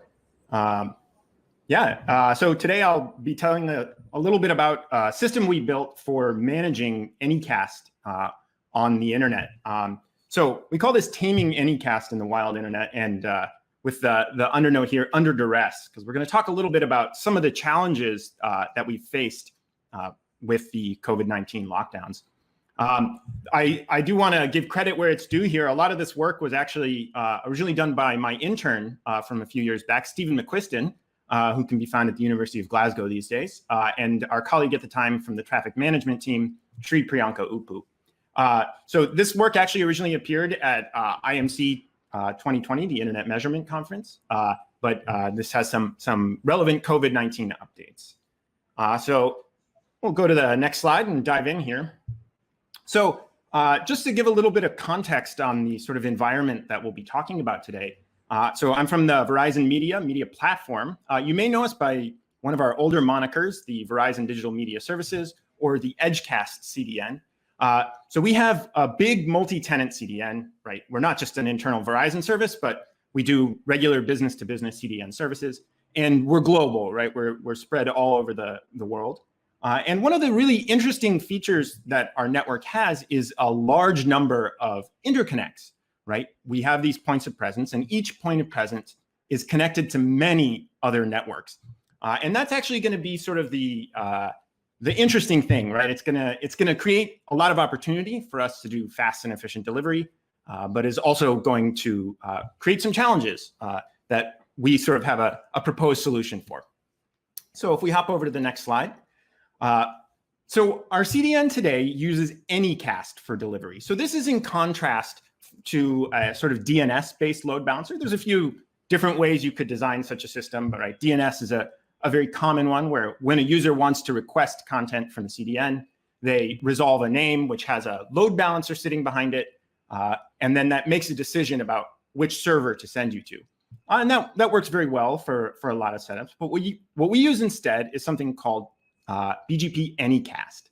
So what we do here is from each of our points of presence, which I have a sort of little sample here labeled as these blue squares, we announce the same IP prefix, right? And the idea is that once we've multi-homed, right, those announcements will propagate out into BGP, right? And when a user wants to connect to our network, right, they send a request to one of those addresses. And rather than making an explicit choice about where they should go, the network decides for us, right? Those routers in the middle will do IP routing as normal. They'll use their BGP tables and they'll choose one of these sites. Now, this is really handy. It gives us a lot for free. For example, we don't have to make any sort of critical path decisions on where to send users, right? We don't have to have that load balancer hiding behind the DNS resolution. And because BGP prefers shortest paths, this mostly works out. So most of these green dots, which sort of represent clients, go to the sort of closest blue square. closest for some definition of network closeness. Now, this also buys us a few resiliency features, right? If we need to take a site down, instead of having to drain connections slowly over a long time, what we can do is we can withdraw the BGP announcements, right? Which will cause the BGP tables to sort of smooth out, and traffic will get sent to other locations, right? This makes certain management tasks a lot easier. But we'll see that because we're depending on the network to make decisions, it sometimes doesn't do what we want. So if we hop to the next slide, you can see an example of that. So here is kind of this is a little bit reductive, but I think it illustrates the point well. On the left, we have a little blue square that symbolizes a point of presence in California. On the right, we have that yellow square, which is a point of presence in Colorado. And then the circles here are end users. And in this example, they come from two different ISPs, the purple ISP and the green ISP. And for whatever reason, when they send connections into the network, right, they're sending us HTTP requests, and they're getting routed through regular IP routing. They're getting sent to that California location. Now, functionally, that's okay, right? They're getting their content, everything's sort of flowing properly, but they're going kind of far away, which means they're potentially paying some latency penalty, right? It may take, say, 35 to 45 milliseconds to get that content from California, which is starting to get into the range where it's user detectable and might start to degrade their experience a little bit.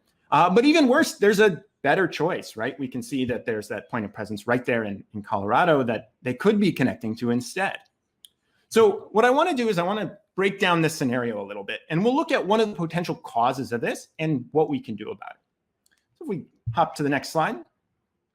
So here's kind of a simplified explanation of what might have happened there. And there's kind of a lot of arrows here, so we'll walk through it carefully. So on the left, we have site 1, which we can sort of pretend is our California site in the previous slide. And on the right, we have site 2, which we can sort of pretend is that Colorado site in the previous slide, right? And so those are our 2 points of presence, and they're announcing the same Anycast address, right? And then we have this gray circle in the middle, which represents the end user, and he lives inside some ISP, which we're going to label ASB. Now, it could be that ASB and ASA both buy connectivity from some provider, Transit Z, right? And this is going to be a customer-provider relationship, right? Both ASA and ASB are going to pay Transit Z for this connectivity. And that's a very usual way to get connectivity on the internet, right? That's kind of the model. It's hierarchical and has this kind of relationship. But it might also be that ASB has another connection through another network, which we're going to label peer X. And it might be that this peer X is not one of these customer-provider relationships, but instead is a peer relationship. And it might be that ASB has a sort of settlement-free peering arrangement with this peer, which is to say they've agreed to carry each other's traffic without cost. And it might be that actually ASA has the same relationship with that peer X, but in California. So what's going to happen is ASB is going to have this packet from his user, right, that SYN packet to start the connection. And he's going to look at his routing tables, and he's going to have to make a decision. And he's going to say, should I send this to Transit Z or should I send it to peer X, right? Both of these are valid routes for reaching ASA. And probably what he's going to do is he's going to say, well, these routes are the same length, so I have to break a tie. And if I have to break a tie, I'm going to go with the cheaper one, right? I'll send it to peer X where I don't have to pay for it, and everybody will be happy. And he's sort of not wrong to make that decision, right? That's a fine configuration for a network. So he'll send that packet to peer X, who will send it along to site 1, who will get the request and service it, but at some latency penalty. So what ended up happening here is the request went to site 1 instead of the much closer site 2 due to some policy that ASB had cooked into their network. And again, it's not that ASB made a mistake, but I think the scary thing from the perspective of the CDN is that that's policy we can't necessarily see, right? We don't necessarily know what choices ASB is going to make, right? And it's sometimes not until it happens that we know these are going on at all. Now, there's a couple of different remediations you could consider here, right? There's sort of a lot of classic sort of network engineering tricks you could do. For example, the most straightforward perhaps is that ASA could try and add peering with peer X at site 2, right? Make this a sort of non-issue.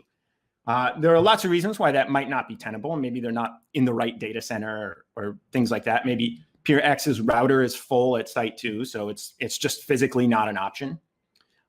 Another old-fashioned technique could be to call up ASB on the phone and say, hey, you guys are making a routing decision that's hurting your customers. Maybe we can work something out, right? And maybe we can get them to adjust that policy.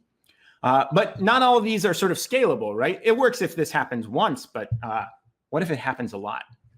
So next slide, please. So what I want to do is I want to take a little step back, and I want to think about what makes this kind of scenario so tricky to deal with in real life. Next slide, please. And the issue really comes down to 2 categories of networks, right? And these are a very qualitative feature, or that maybe there's not a super tight description for, but I think they sort of convey the nature of the problem well, which is the first is there's a type of network that I'm going to call few provider networks. And this is actually what most networks in the internet are, right? They have maybe one transit provider and a handful of peers. And if they're lucky enough to maybe be connected to an IXP, they maybe pick up tens of peers at that IXP or hundreds in some cases, right? So, but generally speaking, they have a small number of next hops available to them.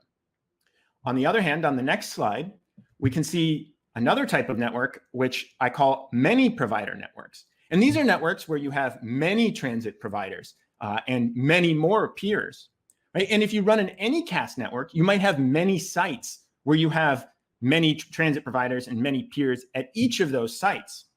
And when you're in this kind of situation, right, you don't necessarily have the ability to sort of suss out every interaction that'll occur between these peers, right? As soon as you're talking about hundreds of peers, or as we saw in that initial slide, 5,000 interconnects, it suddenly becomes extremely difficult to figure out who has what relationships with who and what sorts of policies they might have, right? You can make some guesses about who's a provider and who's a peer, but it becomes very tricky very quickly. And next slide, please. So this is just to give a sense that this is a real thing, not just a construct I invented. So one of the things we looked at is we tried to understand how different Anycast networks compared in terms of the number of providers. So what we considered here is the number of clearly available next hops in public routing information. So this comes from the route tables we can collect from the Route Views project. And here what we looked at is we looked at the DNS root letters, the A through M root letters, which are running Anycast networks. We looked at our own CDN, which is labeled CDN, and we looked at a popular open recursive resolver that we labeled GDNS that also runs on Anycast. And what we saw is from this publicly visible data, which I do want to say is certainly not all connections, but is some subset of them, we see 2 clear categories emerge, right? There's the category which is largely on the left, where we see the number of peers is very low, right? In some cases, it's sort of only 1. In some, it's a handful. And then we see a category where there are many provider networks, right? Hundreds in some cases. And this suggests us that this is indeed a real distinction, right? That there are sort of 2 different administrative configurations that are going to have these very real performance impacts. Next slide, please.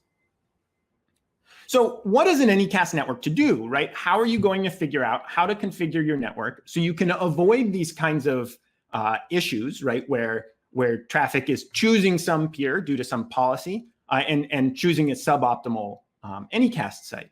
What you can do is you can kind of think about the situation as a matrix, right? Along the x-axis, we have our Anycast sites, and along the y-axis, we have all of our providers.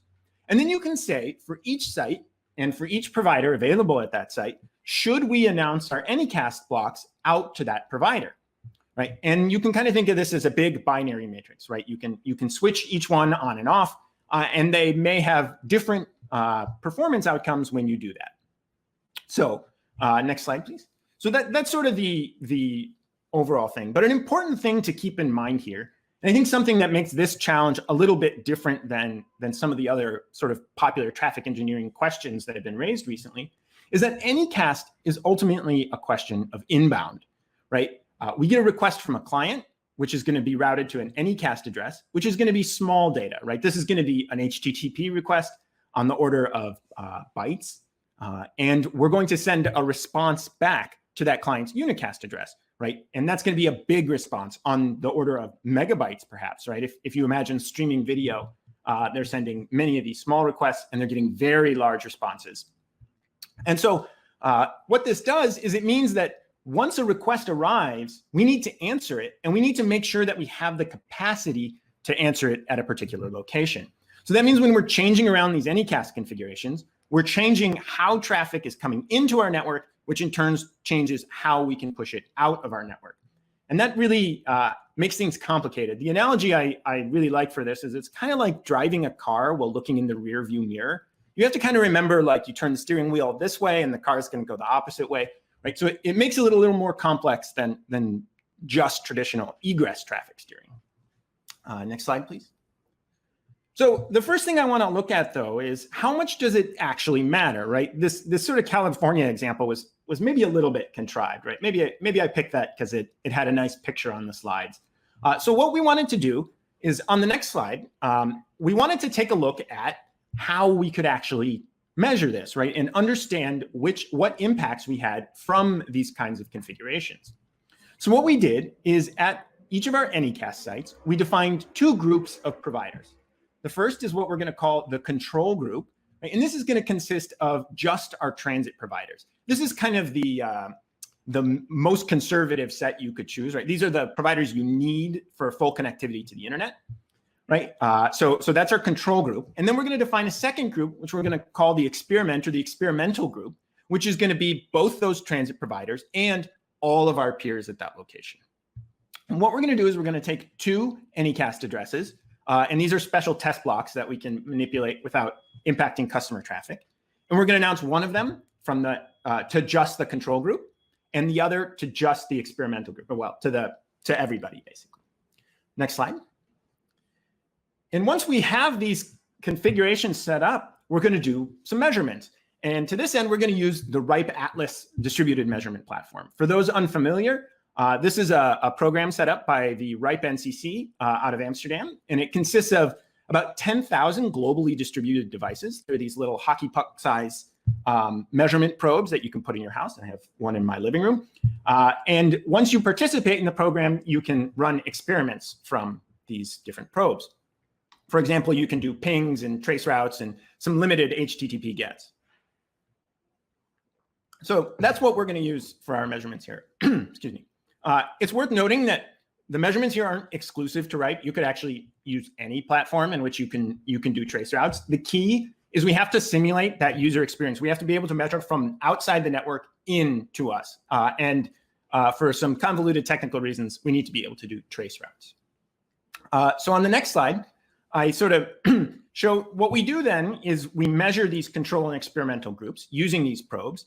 And then we group the probes together, right? Each individual probe might be a little bit noisy, right? Somebody might be downloading game updates, for example, on their home internet, which will maybe cause a little bit of cross traffic. So what we do is we group the probes by AS and geolocation, which is to say by ISP and their physical location, either country or state in the United States. Next slide, please. So what we see is once we measure from all these probes and we measure these two configurations and we look at the difference in round trip time performance, right? And on the x-axis here, we have the relative change between that same probe's performance with the control group versus the experiment group. And on the y-axis, we have the CDF of groups.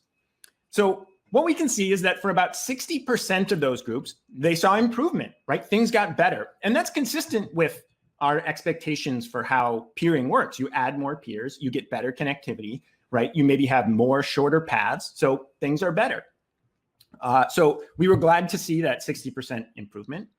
On the other hand, about 40% of probe groups did not get better. In fact, some of them got quite a bit worse, which suggests that actually this concern about these types of policy scenarios like we saw before are valid, right? And we do need to be careful. We can't just announce to everybody and hope for the best, right? This is going to require some careful work. Next slide, please. So this is just an example to show you how things can sometimes get a little bit out of control. So this is an incident we had a couple years back when we tried to turn up a new provider in a location, and there was a small misconfiguration in how that happened.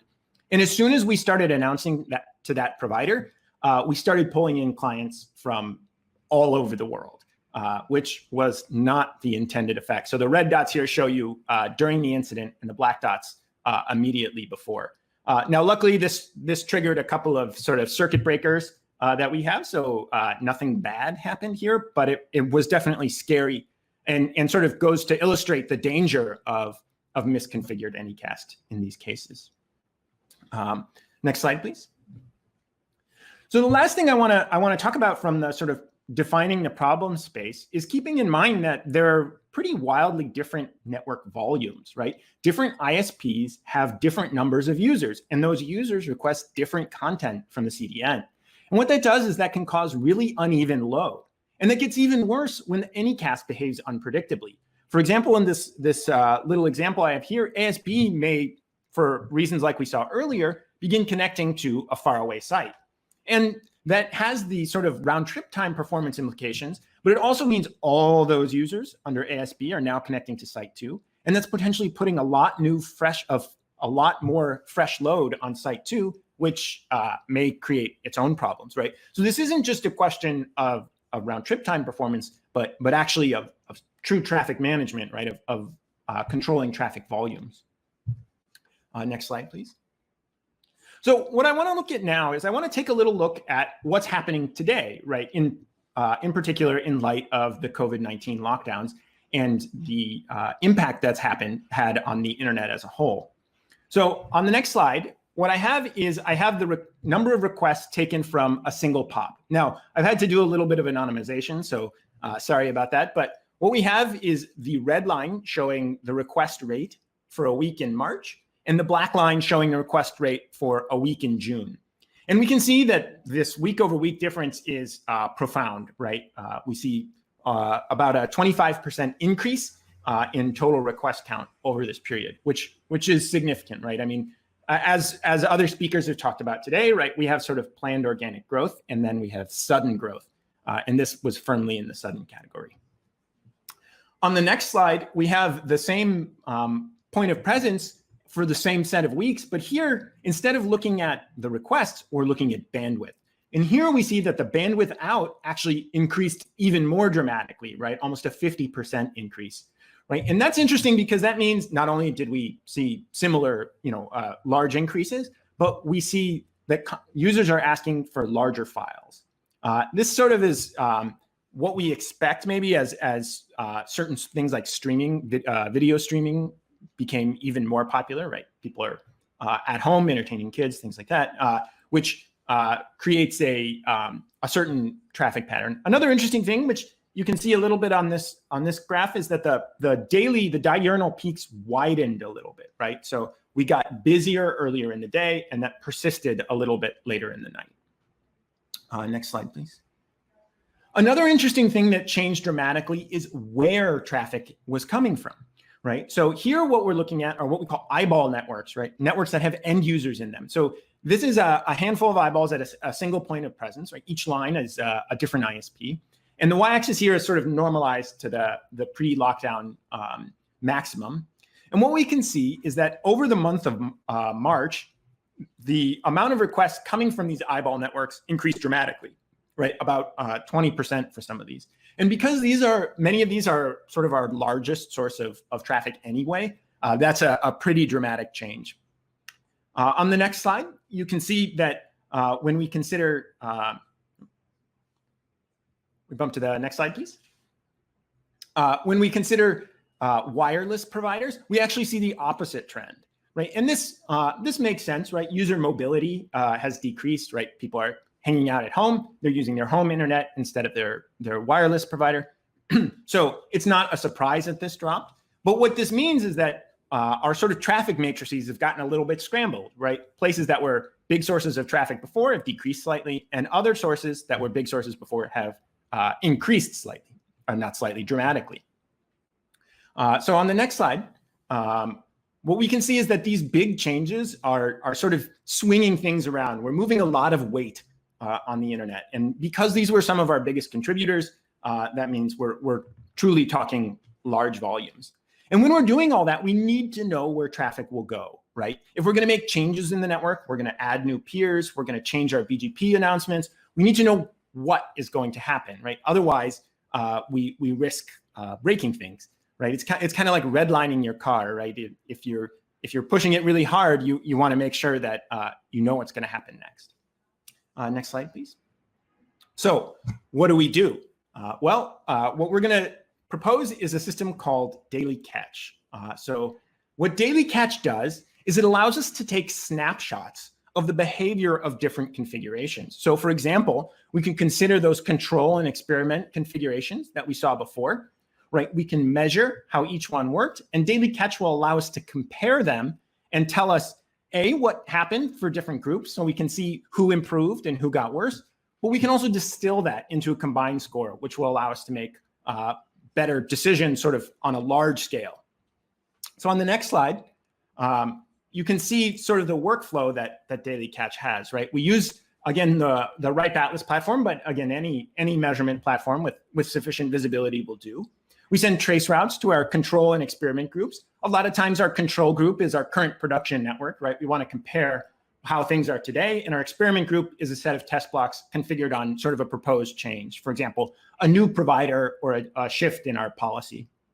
We do those measurements, and then we convert the round trip times that we measure into this weighted score. And we do this so that we can sort of easily compare them without having to look at relative differences all the time. We then weight these scores by the volume that we see coming from each of those networks, right? There are certain networks that are just a little bit more important, right? Eyeball networks with end users to them are critically important.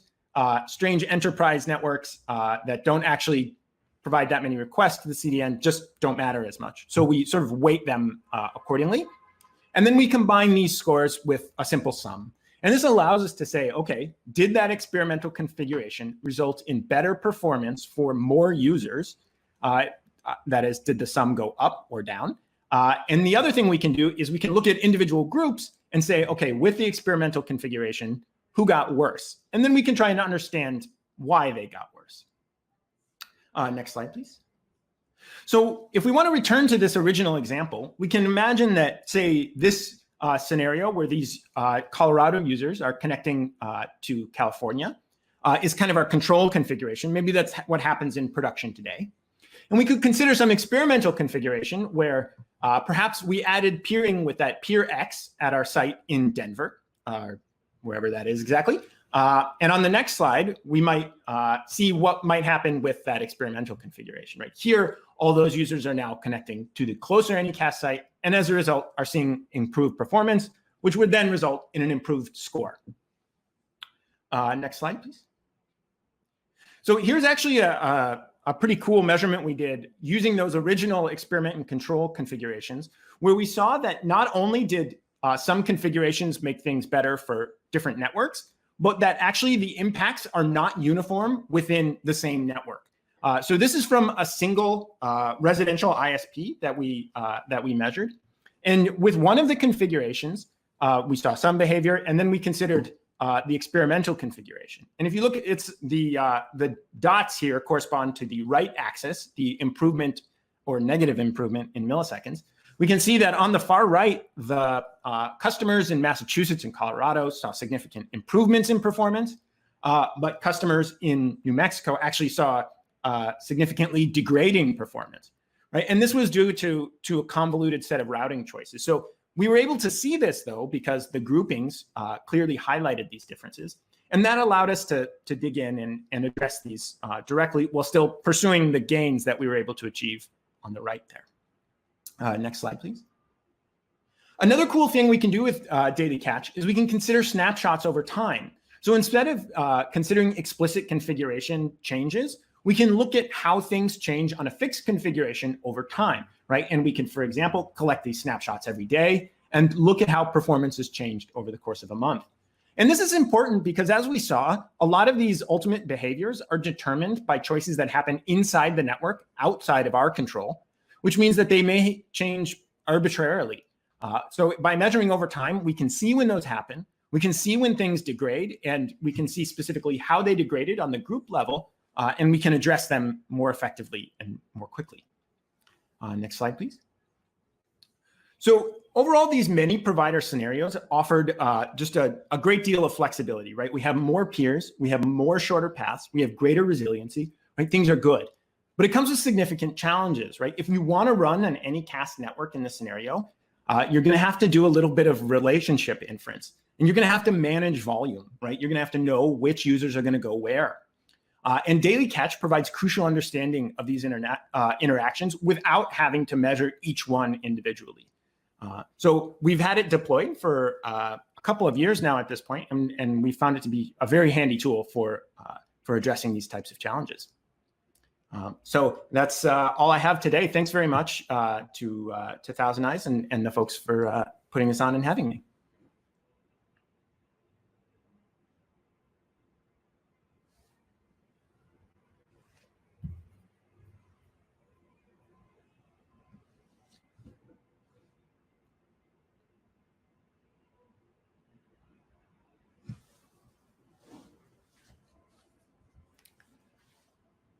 I think your mic might not be on, actually. Sorry. No, thanks. Thanks, Marcel. I was just going to say this is a really interesting talk. You were talking about how in running a large Anycast network where it's sometimes hard to predict what the impact will be of some of the changes that you make. Looking at it continuously and kind of getting that real world like visibility into what actually happens and what the impact is for users is just something that you just have to do on a continuous basis. Yeah, exactly. Yeah. And with Daily Catch, I assume this is sort of something you're again kind of like looking at every single day and then kind of incorporating the. Yeah, definitely. It's one of those where you pop the dashboard open in the morning and you look at it and you go, what happened there, right? And then you dig in and you find that there was a big shift, and oftentimes you start to see those impacts elsewhere in the CDF performance. Yeah, awesome, great. Well, we're running a little behind on time, so we're going to save questions for the end. Thank you again, Marcel. So up next, we have Roger Barranco from Akamai. Roger is the VP of Global Security Operations. Thanks for joining us. He was previously the VP of Service Delivery at Prolexic prior to the Akamai acquisition, and before that, he was the CTO and VP of Operations for Host.net. We're really excited to hear about some of the experiences that you've had over the last few months in terms of security. Thank you for joining us. Yeah, thanks very much for this opportunity. I'm very passionate about this topic, but I'll talk fast at times intentionally so that we have time, hopefully, for questions and can get back on track. Next slide, please. Okay, so the items that I'm going to talk a little bit about today is SOC and NOC interoperation. Going to also share some threat research snippets, talk about different attacks that we've seen, and I really want to spend a little bit more time on what you can do to better position yourself to protect yourself from that day that, if you haven't experienced it yet, probably will come when you become a target of a malicious cyber actor out there. And then, like I said before, we'll have some Q&A time after that. Next, please. So when we talk about the SOC and the structure of the SOC, there's a lot of different layers in the team. Our security team is quite large. If you bring that down to just the people that focus on triage and actual detection mitigation type efforts, it's around 200 people globally. There we have 6 SOCs positioned around the world. We do that for the purpose of trying to get as close to our customers as possible. We don't have a follow the sun model, with the exception of Japanese support. And we want to create personal relationships as best possible with our customers when there's a security event that they can need a little assistance with. So that front line is the triager. So they are highly available.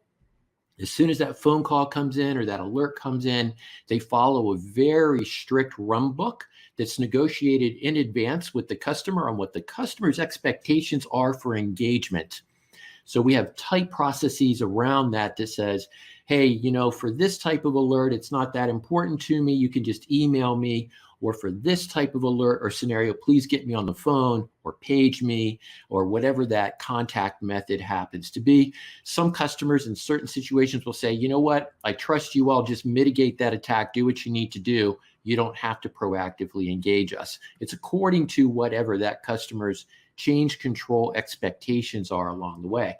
But that front line of triagers gets a lot of information, just like I'm sure many people on the call also get a lot of information flowing their way from an alerting perspective. And they'll go through and categorize, and they're sitting physically near security specialists and networking specialists. And they'll, in parallel, engage the right resources to jump on the problem with them and communicating with the customer. A huge piece of it is just the monitoring aspect of it. When we talk about false positive rates and true positive rates, our goal is to only engage the customer on true positives, things that are actionable and relevant to the customer. Now, the reality is, because we're looking at a lot of network related events also, there's a huge amount of what I would call a false positive, right? So like the previous gentleman shared with us about looking at those anomalies. So 24/7, someone's looking at that, they see a little spike, they're going to look at that and dig in very hard to make sure that the network is performing well, that traffic can reach us, be processed, and subsequently handed off well. And from a security perspective, let's investigate that spike or change in traffic to see if there's any malicious traffic inserted or mixed in with that. To do that, you have to have a proper mix of automation, because not everything needs to be done by a human being. Certainly, I love automation, and certainly will always have that as a part of the solution. But there are times where you need that highly available human being to go in and look at that particular situation, communicate it back. Now, where it becomes super important is the involvement with the networking team. And a lot of people think of the SOC and they think, oh, it's just security. But you have to have a lot of different skill sets in there if you're going to have a well-rounded service experience. So we'll go over to one of our network engineers who are typically CCNP, CCIE level people, just so you have a feel for the skill level, because it's not only routing, switching in an infrastructure, they're worried about routing, switching on a global scale involving the internet, not only from a DNS perspective, but also from a BGP perspective. And it's not unusual during a very large attack that maybe 60% of the resources are security leaning. The other 40% are network leaning, because we are looking for possible exhaustion points on the internet that need to be routed around. So we will avoid and manipulate the internet, basically, on how we want to absorb that traffic. And that's a fair amount of magic that goes on. There's a lot of resiliency from BGP and other tools that can be used that will automate a lot of that activity. But sometimes you have to work around different problem areas. One simple example is during COVID in the New York area, there were two major ISPs that had a peering link between them. And with that peering link, because more people were working from home, it was always saturated. So to make sure that our end user customers had the right experience, right, even though it's not technically our problem, we will manipulate the way we take in our traffic through traffic shaping to end up giving the customer the best experience possible. Next slide, please. So this is where, the ThousandEyes tool has been a tremendous help for us. One of the things that we struggled with a couple years ago was when the customer would say, hey, you're in front of us, this is your issue to figure out. And they're not wrong with that perception, but we want to partner with them in trying to solve those types of issues. The ThousandEyes product has been a huge help in us being able to identify where a problem may be and route around it. In particular, we use heavily the Internet Insights module that ThousandEyes has. And that tool has saved us a massive amount of labor and really helped us with our communications with our customers, because a lot of our customers obviously have this product also, and we can compare information from that third-party source. So it's been very valuable in helping us answer that question when it's tempting to say, hey, it's not us, right? We can prove it much better with that tool, in addition to the obvious monitoring endpoint services that are built into it. Next slide, please. So when we talk about scale and attacks, I wanted to just throw some numbers out. And these numbers are absolutely massive and really hard to consume. But at a high level, in just one day, the platform handled over 12 million SQL injection attacks. If we look at bot attacks, the bot attacks, there were over 14 million bot attacks in one day. The platform handles that. There's a lot of automation in there to make sure things go well with that type of activity. But to do that, you have to have massive scale. And when we talk about the threats, that some of which are listed here on the screen from a WAF perspective, the one that really concerns me and is a massive amount of labor to address is credential stuffing. So in one day, there were 151 million. This is not a peak. This is just one day. We just pulled some numbers. 151 million credential stuffing attacks made. So that's a real incentive to rotate your passwords or passphrase, whichever you prefer to use, on a regular basis, because I guarantee you that a large number of you probably have your passwords unfortunately exposed out there somewhere, and someone is taking them, knowing that we all saw what's in the news recently about Twitter, and hoping that you're using the same password in Twitter that you're using on your bank account possibly.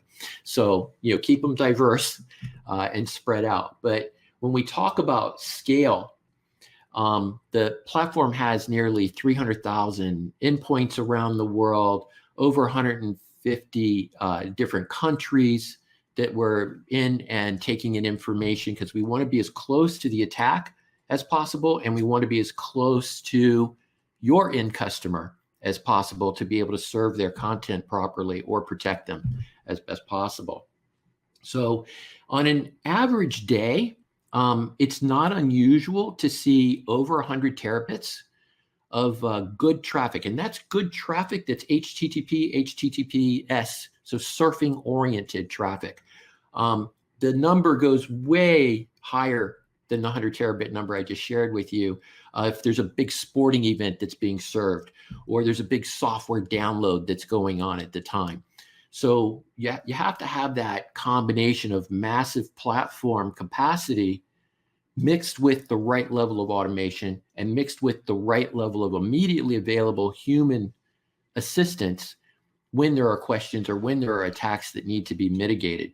Because at the end of the day, if we talk about DDoS, which is a simpler form of cyber attack as compared to a WAF attack, or certainly as compared to a credential stuffing attack, anybody can stop it. That's pretty easy. But stopping it while simultaneously allowing clean traffic to go through, that's where the magic happens along the way. Next slide, please. So when we talk about the types of attacks over time, and if we're focusing on WAF, it's very different. And I'll put two chunks of information up here. And I'm noting that globally, remote file inclusion is the #1 type of WAF or website type of attack out there. And in EMEA, it's SQL injection. So what we found out is that most attackers are actually close to the victim. They're in the same country, they have a relationship with them, it's usually tighter. Now, there's an exception for that when it's nation state driven, which is a tough actor to fight, obviously, if it's a government, or it's direct criminal activity, right? Not someone trying to just do a simple scam with that. But it shows that attacks are very different in how they are leveraged according to where you are in the world. Why is that? Because there are different attitudes on how to protect your infrastructure that's different around the world also. So for example, when we see a threat come out and patching is required, for example, in a customer's infrastructure, our customers that are in the Japan region are very fast, very efficient at knocking those items down. And we can see the threats that are associated with those risks drop off very quickly. Next slide, please. So if we talk, moving forward, just talking about DDoS and not about the WAF types of attacks, this graph, if you look to the right, we see the upswing. That's an upswing in attacks that were over 100 gig in size, right? So this year has been exceptionally busy and different from a large attack perspective. Now, the overall number of attacks, that's always been increasing, but it hasn't been increasing at the same rate as IoT, Internet of Things, that are available out there to be compromised until recently. So it looks very much like a lot of threat actors out there are leveraging or realizing now that, hey, I can make money by selling access to my tool that will launch a DDoS. In the past, the DDoS was directly aimed at the entity they were attacking to try to say, hey, let's go ahead and get money, Bitcoin from them. I'm going to attack you again if you don't give me Bitcoin, right? We haven't seen as much of that with DDoS. It seems to have really swung over to political, social statement, those types of activities where entity A wants to cause harm to entity B. But next slide, please. So this is a snippet of DDoS across this year. Now, if we look at that far upper right attack, that was 1.44 terabits in size. Absolutely massive from a bits per second attack. Not the world's largest. The world's largest that I'm aware of that's been publicized was 2.3 terabits, shared with AWS. And I'll get into a little more detail on that shortly. But when you look at the lower right side, that gray, that in my mind, even though it's not high on the scale, that's actually the largest, most malicious DDoS, because that was 809 million packets per second, an attack that we handled. And the rest of it that's a mix of the different verticals and attacks that you can see. Now, I don't want to gloss over this because that bottom line, there are obviously this year hundreds and hundreds and hundreds of DDoS that were handled. But if you look at that scale, you can see that the vast majority of those were well above the 10 gig range. And I don't know how many enterprises out there have an available 10 gig pipe, right? So as soon as that gets any bigger than whatever that pipe to the internet is that you have, then that's a problem. And from a packet per second, you don't even need to have a large attack from a bandwidth perspective. And that's designed to knock your gear over. Next slide, please. These are the attacks I wanted to highlight. The AWS one, 2.3 terabits, was 293 million packets per second. Both are huge numbers, but the packet per second pales a little bit. Now, that particular attack was a CLDAP reflection in mass. So that is taking advantage of the amplification you can get by querying a server and having that server reply with a lot more bandwidth than the original request. So you can redirect those attacks at a victim. With the Akamai 1.44 terabits, it had an even larger packet per second attack mixed in with that. But that had 9 different vectors. So that attacker was super vigilant and really wanted to cause some damage out there. And that's actually a reasonably hard attack to handle because you have to understand what are all the vectors that are being aimed at the customer and what are the customer's expectation of that type of traffic and how do I clean that up. Then the other one was the 809. That was UDP in mass. That was UDP being aimed at 80. And then there's Cloudflare had a 250 gig, but very large, 754 million packet per second attack. And that was 2 vectors. So some absolute prize-winning attacks have happened this year on the DDoS front. Next slide, please. So I wanted to very quickly, just to stay on track, and share some threat research snippets that I got recently from InfoSec. And the command and controls that are out there to launch those attacks, they're not really contested. They've done a good job of building them so that when you say, hey, I feel like renting 5 minutes of time at this much attack size, what do I need to do? They queue that up and they'll manage it. The problem is that there's infighting for the bots that are out there, what the items are that command and control is leveraging. So it's not unusual to have an attacker gain control, let's say, of an enterprise DVR out there, and another attacker gains control of it. They will actually remove the code of the original attacker so that they can maintain 100% control of that device. Because that device, it's not unusual, for example, an enterprise level DVR, to be able to put out 500, half a gig of traffic. That's becoming a problem for some ISPs, where people always think about, oh, I'm the victim, I'm being hit by DDoS. For some ISPs, it's a problem for sending the data, right? So if you all of a sudden have your pipe being filled on the outbound for a customer, that's a problem to be able to clean up. The thing, again, to speed things up, to stay on track here, that the IoT devices out there, if they've been out there for a while and you think, hey, I want to secure them now, it's probably too late. They're probably already compromised.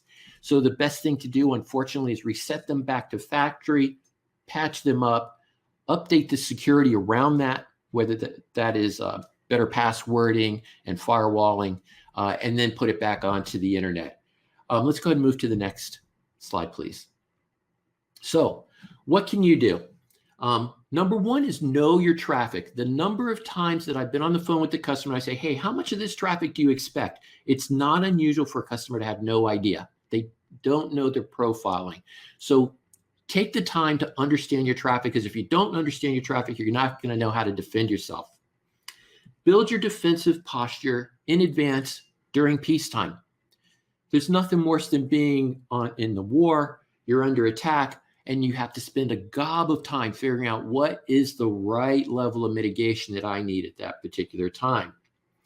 Come up with a plan B defensive posture. If there's a really horrific attack hitting you, understand, what are my core services? HTTP, DNS, and I don't care about VPN and everything else in my network, and I don't care about traffic out of this country, but I do care about it out of that country. How can you set up a defensive posture that's the just get me back online? So have a plan A and have a plan B. Tie in your business continuity plan and your ERP, your emergency response plan, to your testing.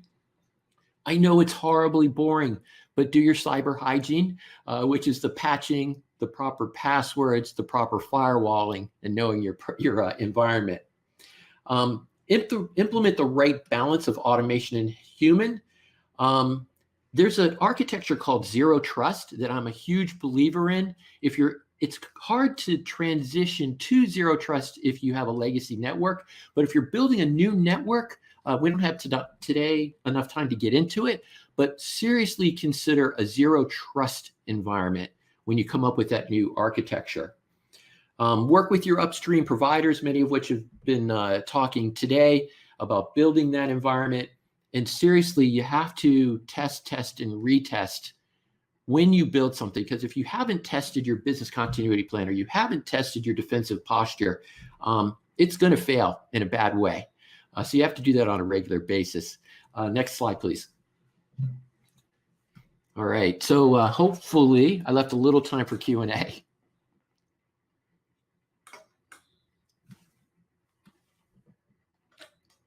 I'm sorry, I apologize, I can't hear you. Same issue of not muting myself or unmuting myself. Sorry about that. Thank you so much, Roger. That was a great session. A lot of really, really good data in there, kind of showing how not just, the network, the internet's doing with COVID, but what the impact has been from, a threat level perspective. So we did have a couple of questions come in. So Thanks for leaving that extra time. So the first one is around, given the reported traffic increases in the wake of the lockdowns, COVID, were there any instance where normal traffic was confused with a DDoS attack? No, there wasn't, because from the origin or from the customer perspective, we know the type of traffic, and we don't generally trigger off of volume, right? So that can be very ugly if you set thresholds that say, hey, anything over a gig, start chopping off that traffic. That's going to unintentionally eat good traffic. So while we did see variations, it did not have a subsequent impact on DDoS, or the mitigation. Where we did see problems is where we had to manage the internet itself away from the customer and away from our environment to route around problem areas. Interesting. All right. The second question is, specific to, certain type of services that might have been targeted more than others, especially around, right now, VPNs basically are super critical for, productivity, experience, and all of that, because all of us are working from home. Was there any specific service that was targeted more in this time frame than previous pre-COVID? Yeah. So where we saw the greatest level of increase was actually a little different. It was more infrastructure oriented, and it was on malware and direct phishing attempts to get people to click on something in their email openings, knowing that people are home, and home is frequently, unless you have a zero trust environment, a weaker security environment than in the office. That's been the big spike. There's been a spike in credential stuffing. If you would ask me this question towards the beginning of this year to pontificate on where we were going with it, I would have said SIP is going to be attacked and VPN is going to be attacked. Right. A little, very slight increase in activity on that front, but not anywhere near what I would have incorrectly assumed would have been a vulnerability in this new world. Right. Okay.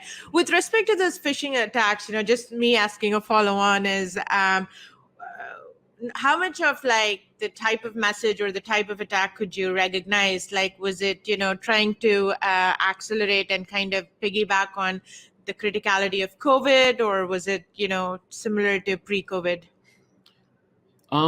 It was more targeted. So it would say because of COVID, and it would look like an email from your employer or from your bank, right? And it would say, because of COVID, please click here and assure your credentials. That's a simple example, obviously. Right, sure, fair. But yeah, the verbiage of the attack was absolutely changed. The methodology or the final exploit was not changed. Got it. Okay, that's useful to know. Kind of, I would expect them to do that, right? Like take advantage of the situation. Right. Yep. Well, Raja, thank you so much for the session. This was really great. If there are any more questions that come in, we'll kind of use them at the end of the show. Awesome. Thank you, everyone. Right. All right. With that, let me introduce our final speaker, Jeff Houston. Jeff Houston is the chief scientist at the APNIC Asia Pacific Network Information Center, where he undertakes research on topics associated with internet infrastructure, IP technologies, and address distribution policies. So with that, and the session is going to be really interesting. I know Angelique spoke about it a little bit in the beginning, so stay tuned for this. Jeff, welcome to the show. You're still waking up? Thank you so much. I know it's really early for you there. It is dark outside. That's true. Look, thank you very much for that. And it's really a pleasure to be here. The state of the internet is such an astonishingly big topic. There's so much that we could talk about. How are we going with IPv6? Is the DNS still managing to do its job, or is it sinking under the strain? What about routing? Does routing even work anymore? And all this pressure with content distribution networks. What's actually happened to the shape of the network? What's the state of transit? Does anyone care anymore? Or has the entire internet been privatized by the CDNs? Who's building infrastructure? Who's left building infrastructure? So many things. But what I've heard so far has actually been operations. And it strikes me that operations is largely reactive. It's sort of, this event is happening, I need to form a response. But the underlying this system is, why is it happening? How can it happen? Why is the internet so insecure that attacks are easy and defense is hard? How do we manage to make this so asymmetric? And if you go one step further in that how and why, you start to wonder about what's the state of the technology itself? Are all the preconceptions, rules of thumb, all the decisions that even vendors make before it gets into operations necessarily reflective of what we really know, or is it just some mythology from 30 years ago? So I'd like to drill down on that very fundamental question: what do we know? And more importantly, what's changing and why? Because the internet is not chiseled in granite. We didn't have our best ideas in 1980 and then, stop everything. We still have really good ideas, and things are changing. Things are changing quite radically. It's just sometimes it's not visible. Yes, it's pretty obvious that CDNs and CDN providers are massive, but I'd like to look at one particular area which is quite esoteric, but fundamentally really important, the heart of the internet. I'd actually like to look at protocols. Next slide, please. So I want to talk a little bit about evolution. And this sort of verb, I think, entered civilization in our discourse way back, 160 odd years ago. Charles Darwin published what was at the time a surprising book. Originally did a paper authored with Alfred Wallace, where they discovered the same thing independently around the process of, we call it survival of the fittest, but it's the process of evolution of biological life. It's the way life forms adapt to their environment. And what, of course, happens is this is natural selection, as he termed it. That what happens is things evolve because small changes advantage the entity that's changed relative to the rest of the species. And that relative advantage becomes prevalent. Next slide, please. So let's look at the pressures that are sitting inside the internet itself. In the 1980s, the internet we built was a kilobit network, clearly. We managed to make that into a megabit network, starting with the NSFnet and moving on in the 1990s. And the 2000s, we moved to a gigabit network. And then in the 2010s, we kind of stopped. Next slide. What happened? I'm like, it hasn't got much faster in the last 10 years. We haven't gone from gigabits to terabits. We really, really haven't. TCP itself isn't much faster. Next slide. You see, the optical guys didn't see that same sort of ceiling. What's going on in optical is we're now doing terabit capacity optical systems. We're heading way, way up in terms of what we can put across a cable, but the silicon isn't keeping up. Our switching speeds are actually not managing to keep pace with the underlying photons. Why not? Next slide. I'm going to be doing next slide a lot. There are a lot of slides here. If we really want to understand why TCP isn't keeping up, we actually need to understand TCP itself. And if there's one protocol, just one, that I reckon is the internet, because all the rest is wrapping. You could have wrapped it around DECnet, AppleTalk. Not sure about SNA. And in fact, I'm not even sure about AppleTalk. You could have wrapped it around anything. But the beating heart of what makes the internet so phenomenally unique, so different, is indeed this TCP protocol. Because TCP protocol was one of those things that has self-adaptation, and it attempts to operate fairly and efficiently. Next slide. Now, fair and efficient are actually really, really big terms. Efficient actually means don't ever leave the ISP with bandwidth. Nothing is left on the table. If you're efficient, you go as fast as the network will let you, as fast as the clock will let you. So operators who go, yes, we operate 75%, we leave 25% for headroom. Not true. Not if TCP is doing its job, because there should be no headroom left. If you're efficient, use everything. Now, the other part of this is fair. Unfortunately, the internet wasn't built for me. Well, maybe it was. No, it wasn't, unfortunately. I have to share the road. I have to share the internet. And I have to share it fairly. I shouldn't crowd out everyone else. If there are 1,000 other people on the wire that I'm on, I should get around 1,000th of the share of that wire. That's fair. So when I'm trying to be efficient, I shouldn't kill everyone else in the process. I should even my pressure out. Next slide. So those are the design objectives. This is a flow control system. It's sort of fluid dynamics in a digital sense. Every single digital flow has to gently push all the other flows out of the way to signal that it needs a fair share, but not too far that it pushes them off the wire completely. That's the ideal situation. Next slide, please. So the way TCP actually works is it doesn't understand what the network's doing, and it doesn't assume that anything the network tells it is necessarily true. All those sort of feedback signals from the network might just be false. It might be someone else mimicking it. I have no idea. So I want to rely on signals I can trust. And the best signal I can trust is actually the echo of me. And the way TCP does the echo of me is that every time you send a data packet across the network, back comes an acknowledgement packet. And the pace of the acknowledgement packets, those ACK packets, is actually the same as the pace of the data packets as they're delivered at the receiver. So as long as I send a packet for every ACK, then I'm keeping pace, a constant pace, because in essence, every time a packet leaves the network, I can inject a packet into the network. Next slide. Now, the issue is, what point is that steady state achieved? What's fast enough? And so we don't know. TCP doesn't know. There's no rationing going on. This is not a circuit-controlled system. We're not running 64K anymore. I need to probe into available capacity to figure out when I'm too fast. And a little under too fast is fast enough. And so the way we originally thought about this in the 1980s, and it is a long time ago, was that when you drop a packet, that's too fast. Next slide. So this is the classic TCP protocol called TCP Reno. While there's no packet drop, gently lift up the pressure on the network. One new packet inside this conveyor belt every round trip time interval.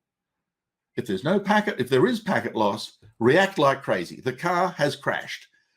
Decrease the sending rate dramatically. Drop it by 50% to halve the sender's window. Next slide. So what we get out of this is the classic TCP sawtooth picture.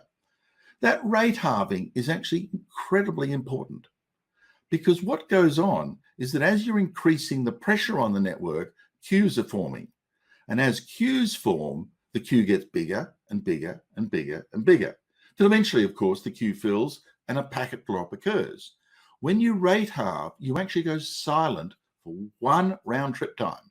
And what you want is the queue to drain completely in that round trip time, so that when you start again at half the rate, the queue is empty and you can do it all over again.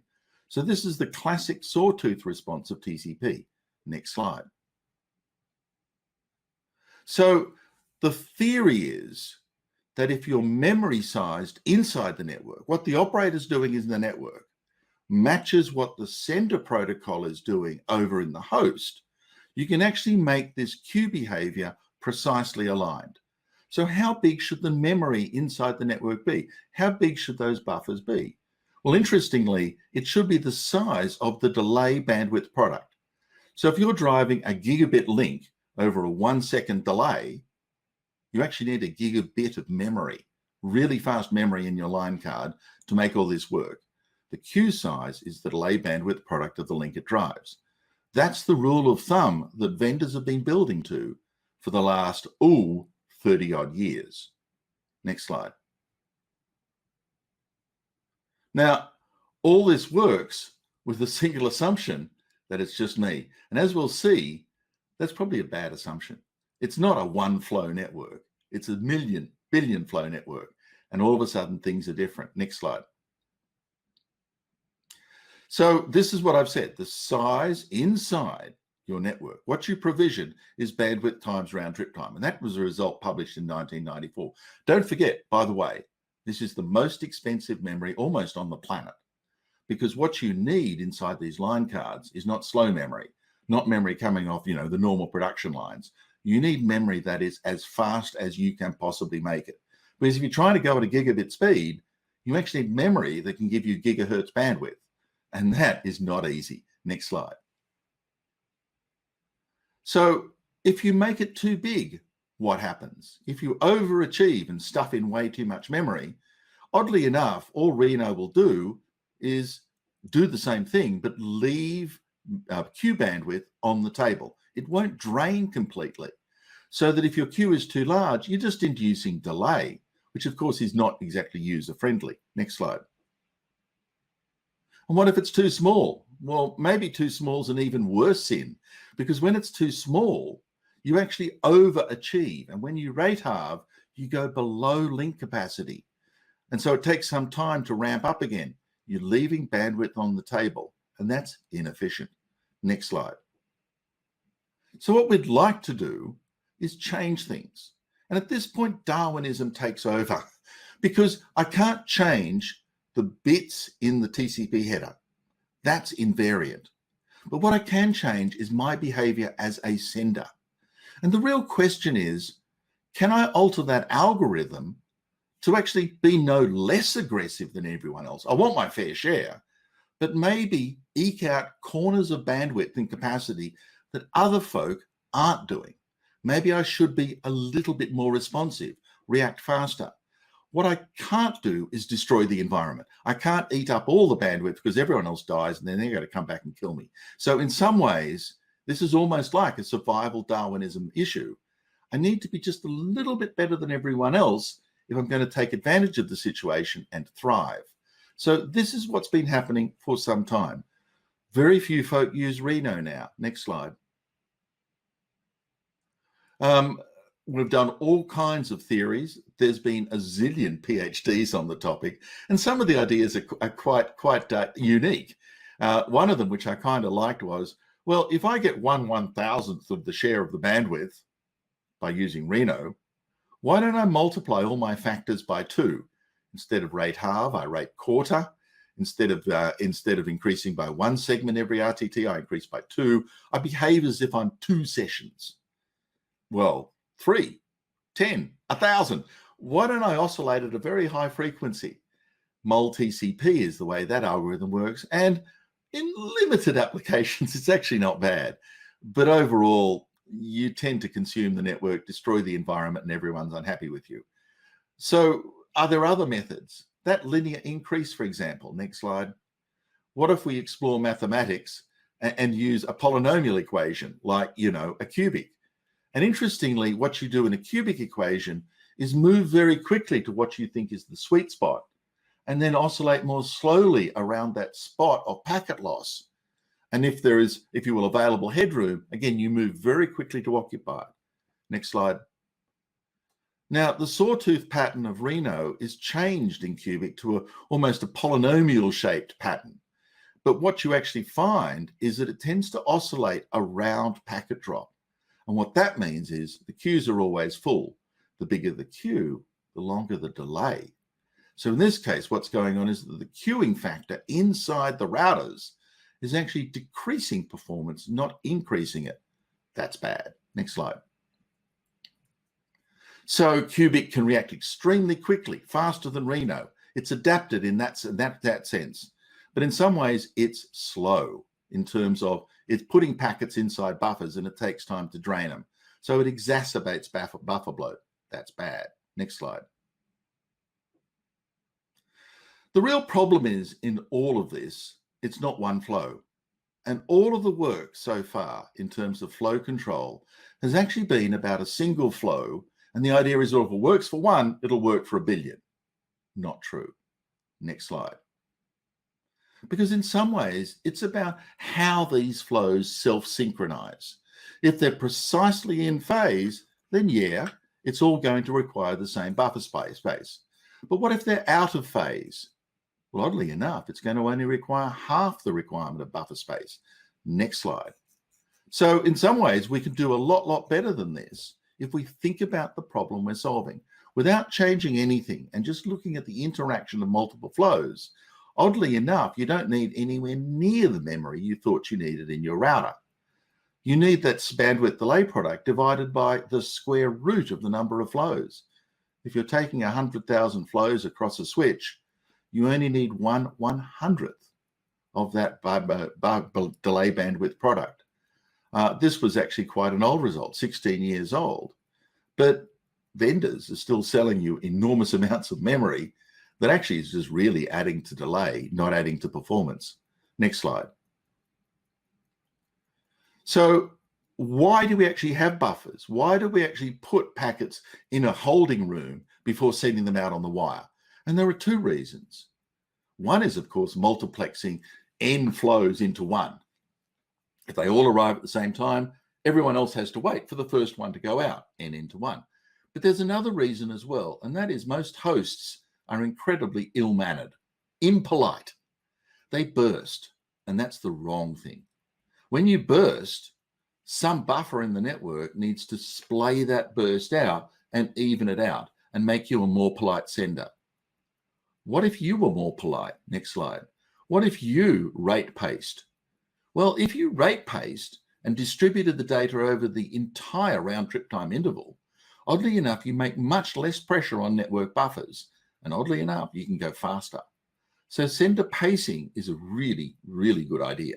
Next slide.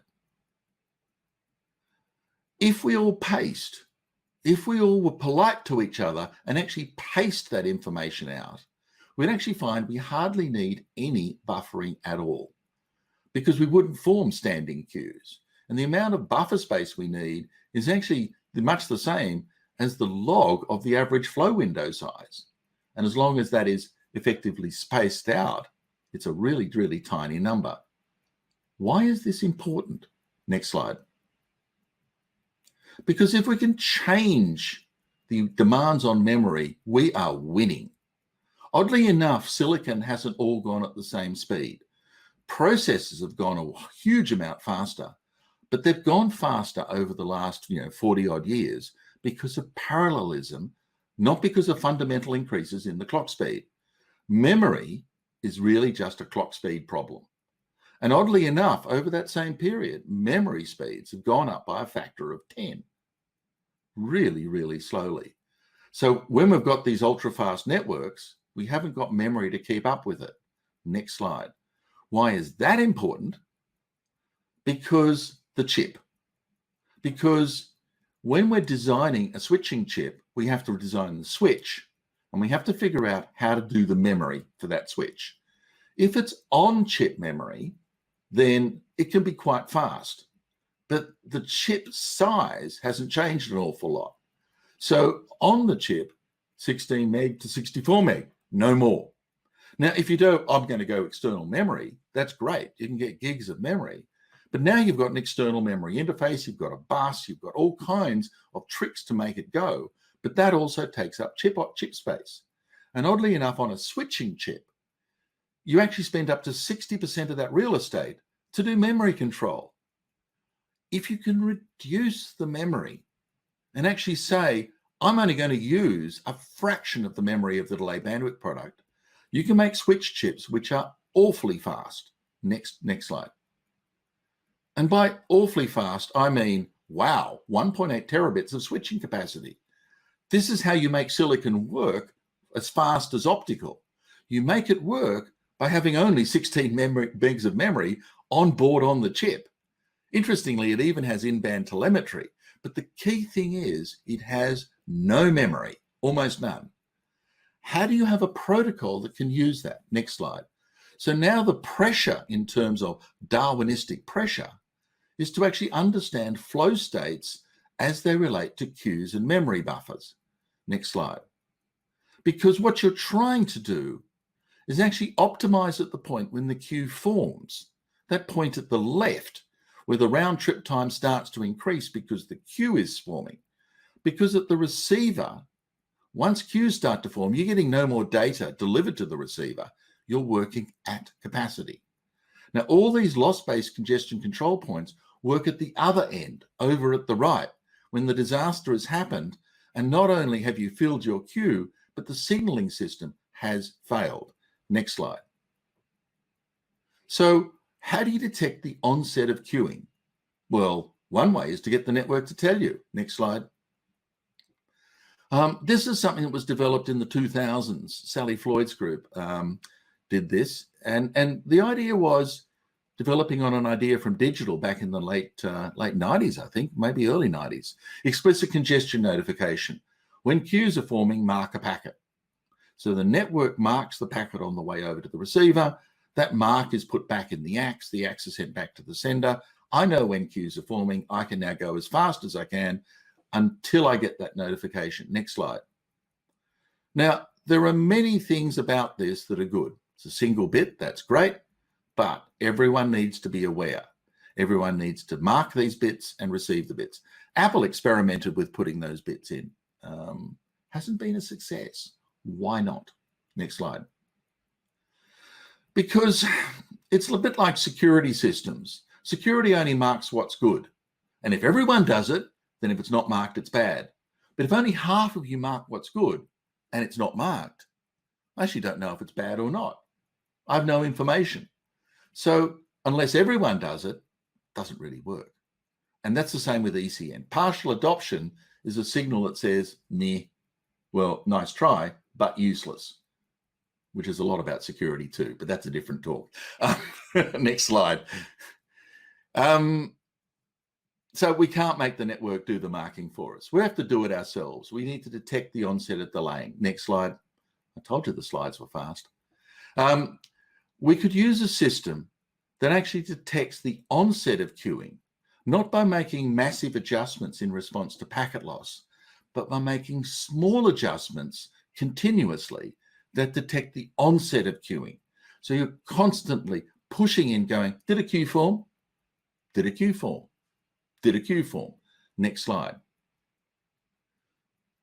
And this is the principle behind a protocol recently, well, not recently, it's about 6 years old now, developed inside Google called BBR, bandwidth delay.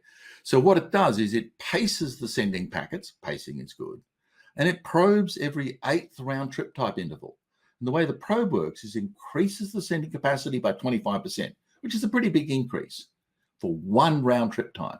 And then it decreases it by the same amount for the next round trip time to drain the queue.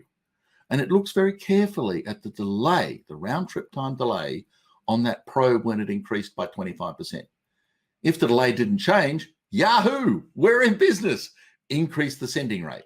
Keep up at that 25% increase and do it again in 8 RTTs later.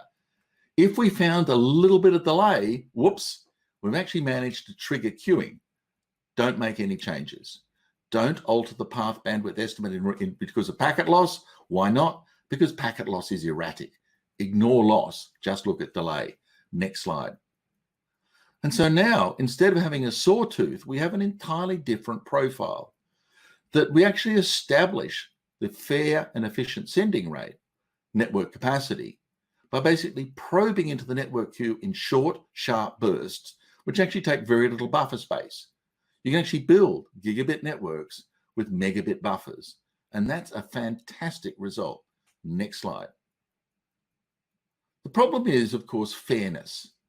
And when mammals and reptiles meet, one or the other has a problem. And when loss-based systems and delay-based systems compete, one or the other is going to have a problem. Fairness is an interesting question with BBR because what it does is it doesn't back off with packet loss. It keeps the pressure up. And so when you put a single cubic session to compete in red with a single BBR session that comes along 20 seconds later in green over a 10 gig wire, about a 30 millisecond round trip delay, BBR just wins. BBR is much, much better attuned to actually running at network capacity with making minimal demands on memory. Cubic, the reptile, doesn't. It relies on massive memory buffers to work efficiently. When BBR comes along, it kind of dies. Next slide. So in some ways, what we're seeing is a classic environment for evolution, a classic environment of survival of the fittest. Because what we're seeing at the moment is in the zoo out there, there's an awful lot of TCP control protocols. And whether it's Cubic, New Reno, Leadback, I think Windows use Leadback, Fast, Akamai use Fast, or BBR, Google use BBR a lot. All of these TCP control protocols are actually pushing against each other and jostling. BBR is actually trying to do it quite differently from most of the others. It's not actually using loss as a signal. It's using this probe delay as a signal. In some ways, this rich environment of competing protocols actually forces us to consider what's fittest. There's also a whole bunch of traffic models, because in some ways, all those video streamers, all of these Windows Zoom sessions, all of this DNS, there's a huge amount of different bits of traffic. And of course, that's just part of the environment. And all those queue disciplines that you network operators use, all of you have picked your favorite one. The poor packet and the poor flow running across all of them is getting a huge mixed signal, because you can use red, weighted red, Codel, fair queuing, and all these kind of queuing disciplines. But of course, consider the end-to-end system. It treats all of those as damage, and tries to optimize its behavior in spite of what you're doing. And of course, it's not just a single wire. There are all kinds of wires and wirelesses. There's cellular, there's Wi-Fi. They all have loss characteristics, delay characteristics. And of course, none of you have figured out how much memory to put in your routers. Your vendors would like you to put in bucket loads because it's so expensive and their margins are great. But oddly enough, the chip designers are scratching their head going, oh my God, this is a real problem. Can't put that much memory on the chip. And of course, there is some ECN out there for what it's worth. Next slide. So what wins? Inside all of this, it's not just what I'm doing is fine, I'll keep on doing it. Because oddly enough, we are changing everything all the time. And if efficiency and fairness need to be put on scales, and it's either you can have one or you can have the other, I actually would favor efficiency, because an efficient protocol that makes astonishing use of the network and leaves nothing on the table is going to naturally win in this place, and everyone else will be using it too. So protocols that make minimal assumptions about the insanity of what vendors do inside the network, the insanity of what even operators do to try and control the network. If the protocol can work in spite of that, that's a protocol that's fittest. And my suspicion is that protocols that constantly use feedback, that regularly, every 8 RTTs or even more, probe into the network and try and sense the network, are going to be far more robust and actually alter the internet fundamentally and put up an entirely new model of the way we use communication systems than the protocols that rely on irregular car crashes. Packet loss is a disaster, and driving our networks from underutilized to disaster to underutilized to disaster is a hopeless way of running a network. It's a hopeless way of running a road system. It's a hopeless way of running any of these systems. We need to change to make the internet run faster, run more efficiently. And the issue is right now, it's not the network anymore. Putting tricks, putting facilities, putting services inside the network infrastructure only makes life worse. If we actually did less in the network, less memory, less packet mangling, less state, less overhead, and push the entire problem back into end systems, we'd actually have a better network. And interestingly enough, that's where we're going. This is not just operating systems anymore. Most applications have given up on their platforms. Quick is a classic. Quick, the internet sort of system used inside Google's Chrome browser, has lifted the transport session up into the application. All the operating system sees is a bunch of UDP packets. They happen to have an encrypted payload, so all the network sees is nothing. Applications are now doing their own thing. Applications understand their own flow. There's enough space inside everything, including this little device here, to actually do an astonishingly sophisticated effort at managing the flow as an application. So what we're actually seeing inside this protocol Darwinism is not just a change in TCP. That's a minor thing. What we're seeing is a far more major change where the network is being relegated, where the operating system platform is being relegated, where the application itself is asserting a degree of ascendancy that is now, if you will, the major player in this network that we're seeing. This is now an application level network where the network protocols themselves are up in user space and actually making far better use of the network than anything we've ever done before in the platform. So in some ways, this protocol Darwinism is incredibly fundamental to the argument of what is the internet today. And if you think it was a bunch of networks interacting with a bunch of operating systems, with a bunch of dumb applications streaming across it, that was true in the 1980s. It's not true today. It's almost the opposite, that the application itself is now the master inside all of this. I think that's the last slide. Next slide, let's see. So what do we learn from this? First thing, rules of thumb are rubbish.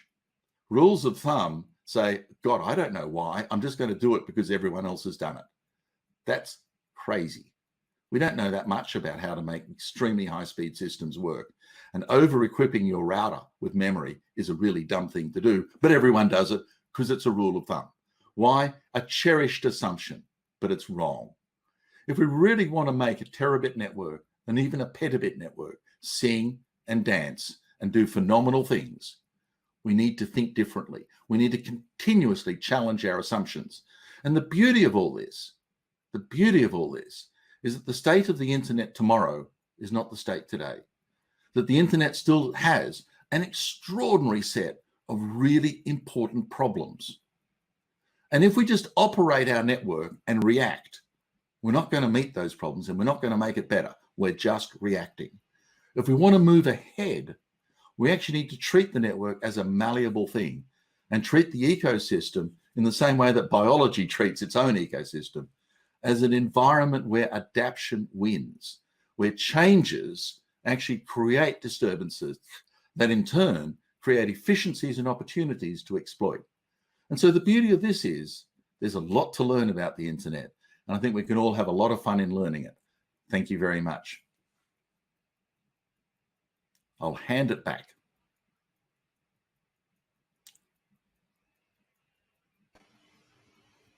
Thanks, Jeff. That was great. It's always interesting to hear your perspective on things. And so we actually had a question come in from Twitter while you were speaking. So the question from Andrew Campling is, with regards to the current and future state of the internet, is it suffering from ever more focus on optimization of web apps at the expense of everything else? Hi, Andrew. It is web apps rather than everything else. Well, in some ways, I suppose, we managed to create a security infrastructure out there, a set of ever narrowing apertures where the only thing that makes it through these paranoid devices is TCP port 443. And this is really sad. This is really sad. Because in some ways, if that's the only thing that gets through the aperture, that's where we all crowd. Right. Now, if we hadn't been so stupid in developing paranoid security systems that just did damage and actually tried to understand the problem we were really trying to solve, we wouldn't be in this mess. But these days, if I want a protocol that works, even the DNS, and I don't use port 443, then I'm in a really sad place. And so what we actually find is there's a bit of UDP and a bit of TCP and everything else gets dropped. We found with the V6 transition, we wanted to use a new protocol number 41, IPv6 and IPv4, disaster. Why? Firewalls. We tried all kinds of tunneling mechanisms, disaster. Why? Firewalls. And so in some ways, everything is a web app because that's the only thing that gets let through. It's not because web apps are good. It's probably crud. It's probably really bad. But if that's the only way to make it through, pragmatism says, that's what I'm going to use. Everything else gets layered above that. And so, yes, Andrew, sadly, even the DNS is now a web app. Yeah, I guess I shouldn't ask for your opinion on DNS over HTTP. You just got it. Okay. That's great. We'll let you know if more questions come in. We have some of our speakers on as well. And so we're going to come and bring some folks on. We have, let's see, Archana, you have a question for for Marcel. Marcel, are you on? Hey. So the question that came for you is, are there situations where no matter the configuration you try, some users are impacted in favor of others? The follow on to that is, how do you determine the configuration to go with, and what is it based on? Yeah, so this definitely does happen, right? And you know, at the end of the day, it's kind of an unavoidable reality, right? Some users just, there's no configuration that creates good performance for them. And at the end of the day, this is ultimately perhaps a like a large scale architecture decision that maybe is a little outside of my purview. But it's ultimately not really any different than other sort of growth decisions, right? If you're trying to decide where to put a new point of presence, you're actually going to have to make the same types of decisions, right? About which users are most important to being served. You know, a lot of times it's focused on decisions like where can we have the biggest impact across the most users, right? Which networks can we help the most? Sometimes it's about there are certain networks that we otherwise have poor coverage for, so it makes sense to sort of baby them along a little bit. So it's very case by case dependent. I would say there's maybe not there's not sort of uniform policy that we can apply, but I would liken it very much to general sort of expansion planning. Mm-hmm. Thank you, Marcel. Angelique, the next question I think is for Jim and David. Yeah, so the question for Jim was referring back to your comments on VPN and local peering. So what do you recommend for enterprises that are looking to fix these performance issues for workers that are working from home? How do they go about working with service providers, for example, to address some of these performance issues? Sure. So I'd recommend that the enterprise, first of all, do a survey of their employees and find out what are they using at home? What are the providers that they have at home where they're doing their work? And then armed with that information, they can decide which provider or providers is the majority of their user base, and then talk with that provider. Unfortunately, a lot of providers have historically had the attitude, particularly if they're smaller telcos, that the way to fix this problem is you buy a connection from them for your enterprise and now your problem is fixed, but it's only fixed for you. It isn't fixed for everybody else. So that's generally the answer that most of the suppliers want, but obviously having discussions with them, particularly if you have some economic incentives to offer in terms of doing business with them, and try to convince them to do more peering publicly. But certainly, if you absolutely have to fix the problem for your enterprise, buy a connection from that other provider. Good advice. David, question for you. You've been tracking disruptions, internet outages for a long time now, right? And so what is it that you've noticed or something that's changed, stayed the same with, from the perspective of lockdowns? Sure. Yeah. And it's an interesting question. It's something I've been actually thinking about for the last couple of months as well. I think that we've seen internet disruptions due to network issues, fiber cuts, cable cuts, things like that. Those have, more or less continued apace. I think you're always going to have errant anchors and configuration issues and things like that. I think what we've seen a decline in over the last couple of months have been the large-scale government-directed shutdowns. The 2-week shutdown in Ethiopia that just kind of ended, notwithstanding.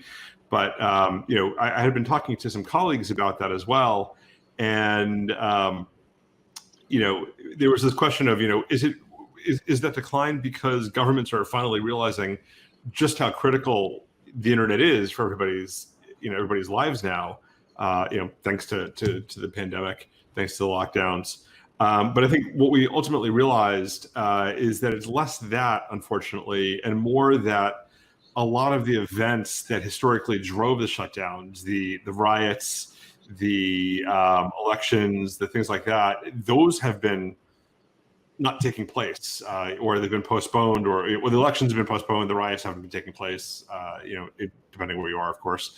But those sorts of activities, I think, are happening with lower frequency right now, which is then driving the governments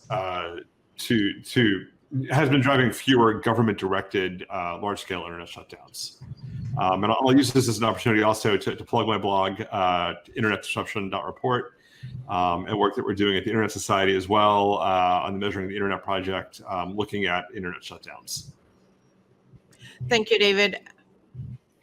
We have a follow-on question for Jeff, if he's still on. I certainly am. Andrew has a follow-up question to your response. So he has said, if everything morphs into web apps, how do you see this impacting open standards, security, and ultimately privacy? He's pessimistic, he said. Oh, I think it's perfectly reasonable to be incredibly pessimistic about the internet. Indeed, trying to search for something that hasn't quite got this sort of ring of acute pessimism is at times quite challenging. The early days when we thought this opened up broad horizon of digital communication, where any protocol was possible, any form of interaction was possible, where we discovered and were playing with all kinds of methods of communication, sort of vaporized at some point because we abused that environment so horribly that everyone put up filters and firewalls. And this response to this level of abuse is actually almost worse than the problem it was trying to counter. That we are locking this down now and creating intermediaries, creating a brokered communication environment, all in the name of enhanced security. But of course, the fundamental observation is, if we're relying on security being prime number factorization, the first quantum computer that works will blow that out of the water. If we're relying on security being a bunch of CAs that never ever lie except when they lie, then again, this whole stuff is terrible. So I can share Andrew's pessimism that we're building a very encased internet and trying to think that the little bit of greenery we've managed to fence around is greenery worth living in. The problem is it's probably not. And the issue is, I think in some ways, what we don't do is look further afield. We don't measure, we don't observe, we don't feedback. We are constantly just reacting and very little understanding. And I think part of it is that we kind of lost the research and academic community somewhere down the path of commercialization. And somewhere along this, we kind of assumed, well, this is all done, this is all fine, thank you, boffins, you can go home now. We understand this so well, we're just going to exploit it for what it's worth. But I think that feedback loop of understanding what's going wrong in exploitation is missing. And creating ever more draconian firewalls and shutting the apertures down ever more highly, and creating systems where the poor operators, as we saw at the moment, are pulling what's left of their hair out, trying to balance traffic. This shouldn't be happening. If we can make self-driving cars, why can't we make self-driving networks? What is wrong with us, and why we managed to get it so thoroughly wrong is actually a really, really good question. We don't understand what's happening. We don't watch closely, problem A. But B, we actually don't think about what we've just seen and put it into context and understand where to go from here. And so the result is, as Andrew observes, we lose privacy, we actually lose flexibility, we lose a whole bunch of things that in the long term are valuable. And so, yes, this is not the ideal place to be. I'm sorry, it's just not. And trying to understand how to make it better is, I think, the challenge for all of us. And I would encourage folk, the researchers are not dumb. The researchers are actually part and parcel of an ecosystem that hauls us back out of this mess. So thank you, Andrew. Good point. Well, maybe that's not too pessimistic. So we have a open question to anyone on any one of our speakers who would like to comment, and this is, about the segmenting and closing off of the internet with actions by Russia or things like new IP under the Chinese government. If any of our speakers want to comment on that. So the question is about, how effectively the internet is kind of fragmenting, or kind of becoming different internets, if you will, given Russia, given China, and there was some specific reference to new IP under the Chinese government, which I think you've written about, Jeff. Yes, I did. Yeah. Yeah. I actually think new IP is a throwback to the 1990s. What is being, I suppose, proposed inside this model is back to a model of dumb applications, dumb hosts, and clever network. It's the whole QoS thing all over again. The internet is a scarce resource. Applications don't know how to make use of it. The network itself will arbitrate, manage, and massage traffic and actually control the applications. Now, if you're a vendor of network equipment, everything I've said is wonderful, because all of a sudden you're the center of the spending. You are the gatekeeper. You're the toll box. You're the reason why routers cost millions of dollars. The thing is, no one else believes you. And no matter which learned committee of greybeards you go to in the ITU, the answer is the internet is a marketplace. And what fuels the internet is my money and your money. It's how we behave. And if we want Chrome to do wonderful things, if we want our browsers to leap over tall buildings, if we want a different network, our money makes it. And so in some ways, I think the Chinese stuff is really just regressive, badly thought through, focused on all the wrong things. We've been there, done that, and moved on. And quite frankly, is doomed for failure in exactly the same way that OSI was doomed for failure. It's the wrong approach. We've lived that life. We're moving on. Cool. Okay. So another question that's come in, this one, maybe, I don't know if you can answer this, Jana. So this is around how CDN use has changed for customers. Has there been anything in the wake of shutdown in terms of like maybe what they're caching on CDNs, how they're using it to better optimize traffic delivery? Have you seen anything like that? So off the top of my mind, I don't know if anyone's changed their config significantly. I mean, I certainly haven't heard of any patterns of changes happening across the board. But one thing for certain is that customers who are seeing surges are relying more on our CDN and also on facilities like shielding. So we offer this 2-tier thing where you can put a shield node in front of your origin server so that across multiple POPs, requests get collapsed on their way coming to your origin server. And again, those are all just ways of scaling your service across the world. And that's, I think that broadly speaking, customers who've seen surges definitely rely more on our services. But I don't know that there's any pattern as such. So changes in configs. Right. But maybe using more of the security features, or using it to, as you said, shield their origins, maybe using like hierarchical approach to the CDN deployment. Is that what you're referring to?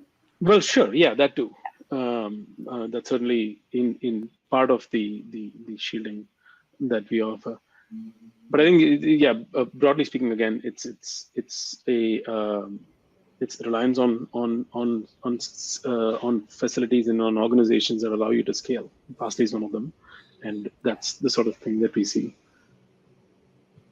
Cool. And did we have any questions come in, Archana, or did you? No, I'm just looking at, no, I think we're done with all the questions. I don't see any new ones pop up just as yet. Yeah, I think we've had some comments come in, which are interesting. So yeah, I mean, this was really interesting. The kinds of questions that have been posed, a lot of them have to do with, the sort of the kind of the fragmentation of the internet is one thing in terms of where we're going. And then, we had the questions about, how everything seems to be kind of funneling into, like this kind of very web app focus, even something like DNS. So, kind of interesting to see where everybody's going in terms of, what their concerns are. Yeah, totally. I was just kind of, as taking a look at these questions, thinking back on some of the sessions and some of the highlights. One thing that Jeff mentioned on the ECN piece sounded really like RPKI in the BGP world. Like, until everybody does it, there's really no purpose of doing it. So I thought that was well, it's like the same thing with DNSSEC, which it's exactly. like, unless it's adopted widely, then it's not, it doesn't work. It doesn't serve its purpose. Yeah, totally. And then Roger's session talking about not underestimating planning and like planning ahead when there is no pandemic or there isn't anything coming crashing down or burning is something that I think we can take across, like use it as an advice across all segments, right? Not just about internet or building networks. So right. That was interesting. Yeah, absolutely. So, I mean, despite the little disruption that we had initially, it seems like we are back on track. And it was really great to hear from everybody. Luckily, it was smooth sailing after that. Yeah. But if anybody has any questions that are follow-ons, feel free to drop us a note either on Twitter. We're at ThousandEyes, or you can drop a note to the show that's internet report at ThousandEyes.com, and don't forget to subscribe. Yep. This was really great to have so many folks come from the content delivery side and from the research side and share what they've seen and how they've addressed performance issues and content delivery issues. So this right. was And I'm hoping that, over time, kind of, to the point we were making earlier, Angelique, is like enterprises, providers, like other than the NOGs, kind of creating that forum where you could exchange ideas and have these kind of vendor agnostic discussions. I mean, that's really the point of when hosting a show like this. So I think over time, I'm looking forward to that evolving and kind of creating this community where, we can come together.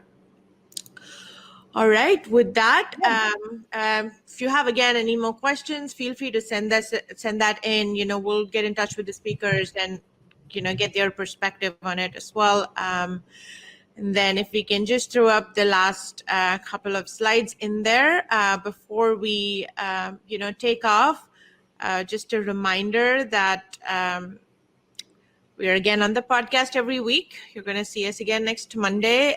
We have some interesting outages and events to cover, an outage that happened earlier this week. So we're going to talk about, I think, was it WhatsApp? I believe it was WhatsApp. It was WhatsApp, yeah. It was WhatsApp, yeah. WhatsApp went down.